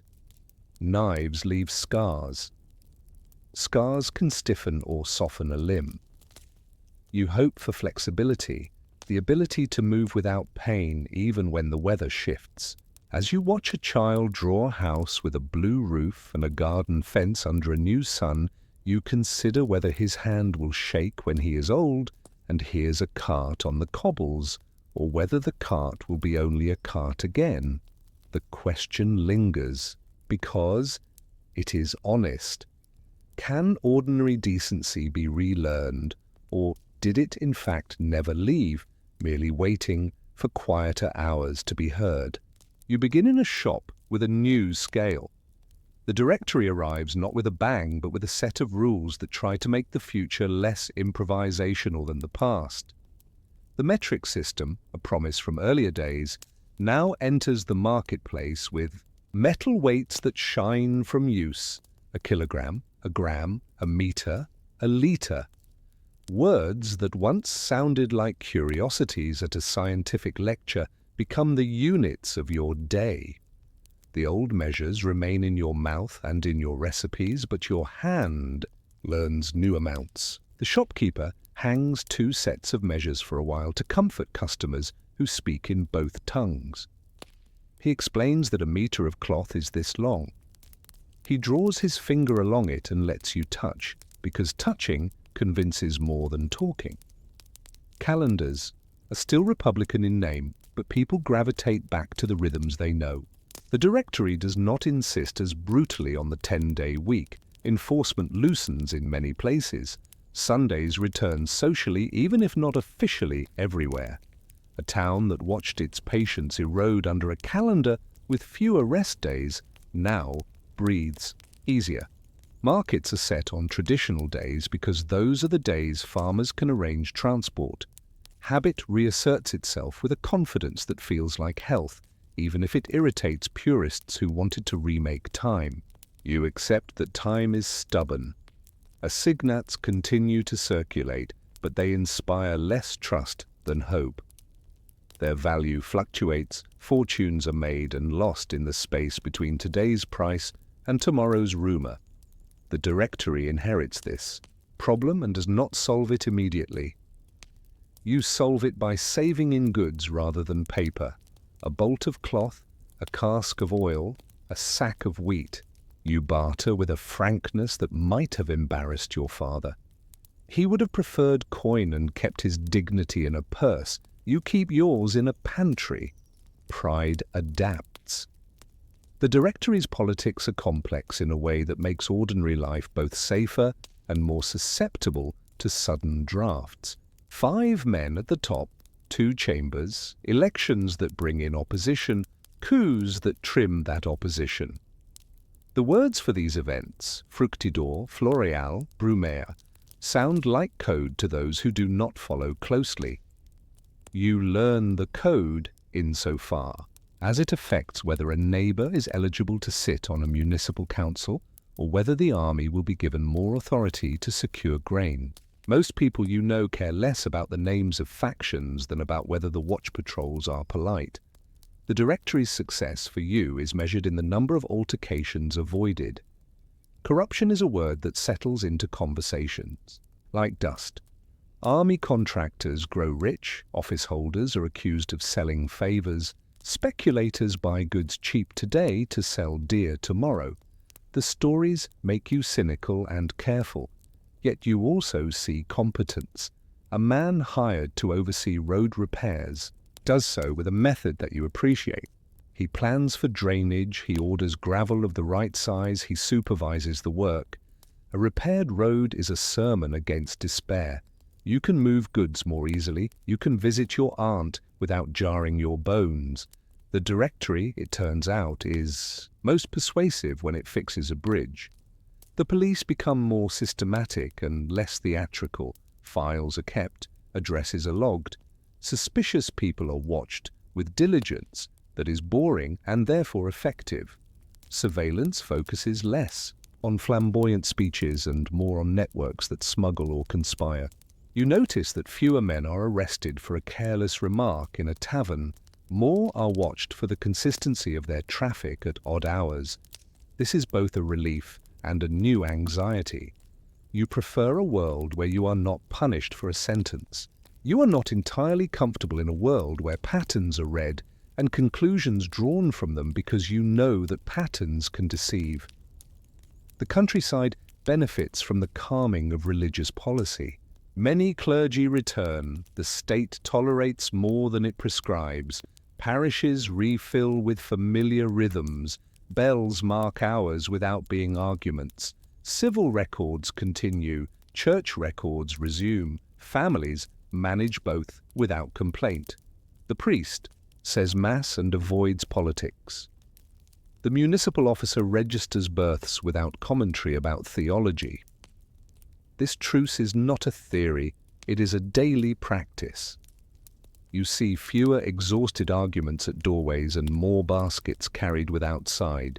Glances. The sigh of relief is audible when a child is baptized without anyone asking who swore what oath in what year. Schools are rearranged under new plans that aim for more uniformity. The ambition is large, the resources are modest. You see the usual. Well-meaning men drafting curricula in rooms where pens scratch and coffee cools. Teachers making do with limited chalk and many students. The Directory wants to cultivate citizens. Teachers want to keep children seated.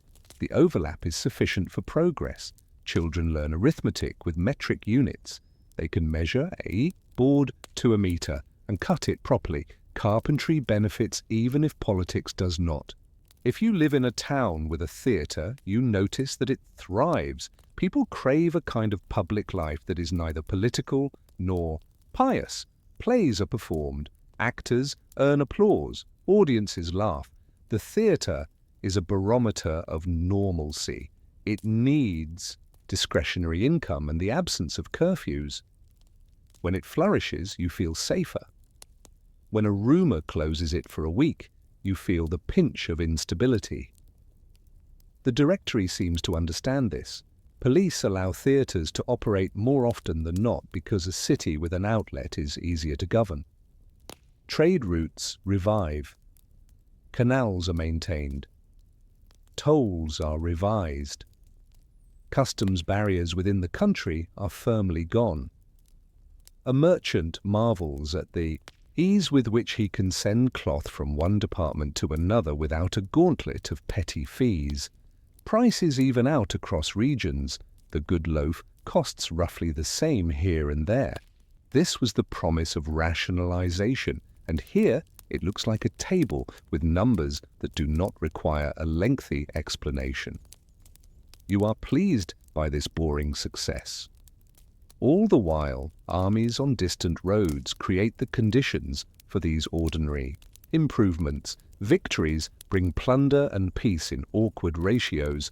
Defeats bring requisitions and fear. You send a parcel again to a relative in uniform and receive a letter that speaks of mud and march discipline. The letter thanks you for socks and mentions that the general is clever. You have learned to discount the adjectives and trust the nouns. Socks, mud, march. Wars are sustained by nouns, not adjectives. At night, you go to sleep in a room where the furniture has stopped moving. That is the directory's gift. You still worry about money. You still adjust to measures. You still read notices on the wall. But the pace is human again. Your question is a simple one with a history. Can a government that keeps things tolerably dull fend off men who find dullness intolerable? You suspect that some hero will come along with maps and certainty and promise to sweep away the dust that bores him. You like dust. It shows where the light is. You vote. The act, which once felt like a miracle, now has a routine. Elections for local bodies proceed with notices, with lists of eligible men, with the familiar faces of officials who bring boxes and seals. You sign your name. You drop a folded paper. You nod to a neighbor. You go home to stir a pot.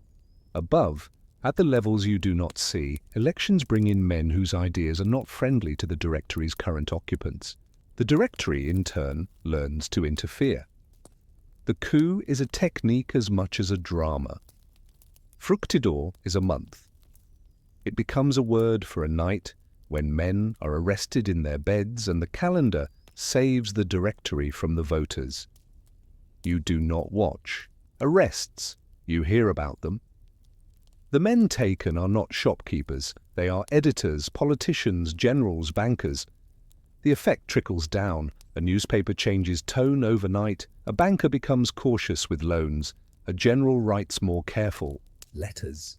The town feels the draft not as a gale, but as a shift in barometric pressure. You bring a coat because it might be cooler. You are a consummate weather person now, gathering signals from small things. A deputy's silence, a notice's delay, a guard's expression. Economy is a conversation between scarcity and greed, moderated by policy. The directory's finances are precarious. Its ministers experiment with taxes, with bonds, with sales of remaining national properties, with contracts to provision armies. Contractors prosper if they deliver, they prosper more if they corner. The line between profit and plunder is argued in cafes. The cafe becomes a secular confessional where men admit the sins of others. You measure the economy by your pantry and by the line outside the bakery. Lines shorter mean relief. Lines longer mean trouble. Some men play the market with a gambler's joy. Most make do with a peasant's suspicion. You hoard when you can and give to a neighbor when you must.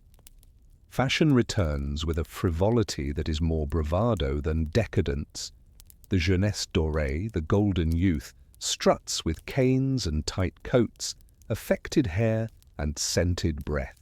They repurpose bravado as politics, picking fights with remnants of the old radical clubs. You raise an eyebrow and move your child away from a possible scuffle.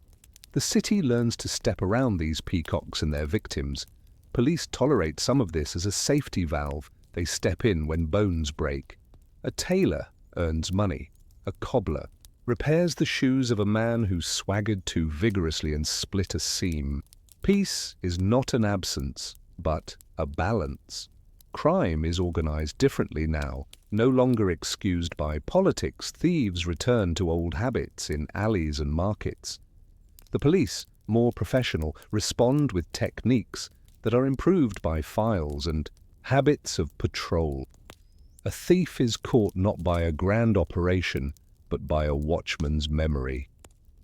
He recalls a face, a gait, a hat. He writes a report with useful details. The thief is tried and sentenced for theft, not for opinions. The city is grateful for the regression to the mean of wrongdoing. You begin to hear the name of a general more often than others. He has won. In Italy, he writes proclamations that sound like the earlier revolution but with fewer committees. He moves quickly both on maps and in minds. You read his name in a bulletin and see it copied in chalk on a tavern wall by a hand that admires speed. He is not yet your ruler. He is your weather forecast, a front moving from south to center. You put a pin in your mental map where his army sleeps. The directory, for all its coups and its contracts, maintains an apparatus that works more often than it fails. Mail is delivered, roads are cleaner, markets open, courts sit. If you are unfortunate, you still may be summoned or searched. If you are fortunate, you will never be. The law is applied more predictably than it was in the worst months, less predictably than you would like. You rank years in a private index. This year, better than last, not as good as the year before that. You are an archivist of your own hope. The countryside is quieter. The peasants' concerns have returned to their historical pattern. Weather, taxes, roads, markets, quarrels over animals and boundaries. The civil and religious settlement, pragmatic and flexible, holds. A priest hears confessions and avoids. Politics. The mayor collects taxes and avoids theology. Each tolerates the other as long as the pump works and the harvest comes in. You visit a cousin in the country and feel the deep relief of fields that do not argue. In this period, you refine your definition of stability. It is the ability to ignore politics for a day. You have more such days than you did before, though you keep an ear open at all times. When the coup comes at midnight, you want to know whether to hide a paper, to burn a letter, to say less to a neighbor. You would prefer never to do any of these things. You are realistic about your chances. You behave like a person who has lived through storms and prefers to keep a cloak by the door, even when the sky is blue. You end this section with a practical wonder. Is there a way for a republic to keep elections meaningful without inviting men with sabers to correct them? You like your vote and your loaf equally. If forced to choose, you are honest enough to admit that hunger pushes harder than principle. You hope no one makes you choose. The directory ages, institutions become familiar, faces replace principles as your memories hooks. The men at the top rotate. The ministers change, the paperwork remains. You can walk into a municipal office and know where to stand, to whom to speak, what to say. When you are asked to wait, you do so with a competence born of experience. You brought a book, you brought patience, you count the chairs. This is not cynicism, it is citizenship in a world that runs on cues and stamps. Economy improves in fits. Agricultural yields are better. Trade relaxes. Prices stabilize with occasional mischief. You add small luxuries back into your life. A better coffee, a pastry on Sundays, a new pot that does not leak. You tally these quietly because you know how quickly totals can be erased. You watch the army become the state's main profession, its best employer, its largest consumer. Contracts for uniforms and bread are the engine of many workshops. The line between citizen and supplier blurs. You are both in small ways. The general whose name you chalked becomes a fact. He returns from abroad and is fated. He speaks with confidence and avoids saying too much.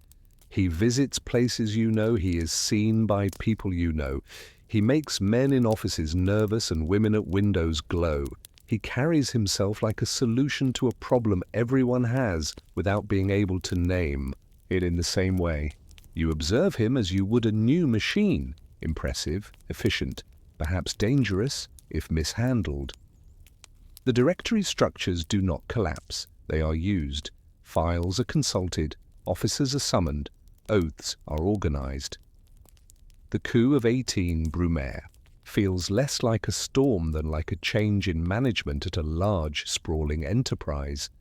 Men you know continue to do their jobs. Their sashes change color. A few are dismissed, a few promoted, most remain. The general becomes first consul. The word consulate prints well on paper. You do not break your day to celebrate. You note the change and go to buy onions. The shop is open, the scale measures in grams, the price is acceptable. Religion receives another settlement. Priests find it tolerable. Congregants find it comforting. Schools continue with adjusted texts. The children continue to misbehave at intervals that correlate perfectly with the time of day and the weather. Roads are still repaired. A canal is dug. A bridge is inaugurated with speeches shorter than they used to be. You observe that the new ruler has a gift for timekeeping at ceremonies. You approve, not because you love him, but because you love sitting less and returning to work sooner. The army becomes administrative as well as military. It builds roads as it marches, it organizes food better, it writes better reports. The first consul's men like organized paper. You note that this is a regime that shares your belief in lists. You also note that lists used by men with more power can be sharper than those used by men with less. You keep your own lists tidier. You make sure your papers are in order. You double-check dates. Your home is calmer. You no longer keep oil by the door in anticipation of a sudden illumination order. You light candles when you wish and count your coins with less dread. You consider buying a little silver for the first time in years and think of your father. You store it quietly in a place your children will find if necessary. You teach them the metric system and the old measures. You tell them that both matter because everything changes and some things return. You stand in a square under a clearer sky and listen to a proclamation that speaks of glory and order. You clap politely and look around at faces. You see relief, fatigue, skepticism, admiration, and hunger. Hunger is smaller than it was. Admiration is louder than you expected. Skepticism is quiet because it learned to be. Relief is the common expression. You share it. You do not confuse relief with trust. Trust will take time, and you have learned how long time can be. At the end, you ask yourself a plain question that carries the weight of a decade. Did the revolution accomplish what your parish cahier asked of it? Are taxes fairer? Are laws clearer? Is the path to justice shorter and less expensive? Do you get to vote for men who can be asked questions in your market without the mediation of a steward? The answers are mixed and mostly positive. The law is clearer. Taxes are different and sometimes more comprehensible. Justice is nearer. Your vote exists and matters sometimes more, sometimes less. The price of bread is lower than at the worst times, higher than at the best. It is within reach. The church is present. The state is present. Your conscience is yours with space granted by both. The map of France is a checkerboard with cleaner lines. Your life is not easy, it is manageable. You think that is victory, and you know that victories, like bread, grow stale if not refreshed. Your last thought is neither grand nor dismissive. You straighten a chair, fold a cloth, set a loaf on a table. You recall a winter of ice, a summer of smoke, an autumn of paper, a spring of marching feet. You learn to live with committees and guards, with calendars and markets, with oaths and cues, with neighbors whose prayers differ from yours and whose hands helped lift a bucket when fire threatened. You wonder if that is what a nation is. At last, a set of practiced motions that keep daily life possible under changing skies. And then you ask one more question. As is your habit now, will the new ruler keep the furniture still long enough for children to forget the sound of carts? Or will the room be rearranged again before they have finished learning their measures?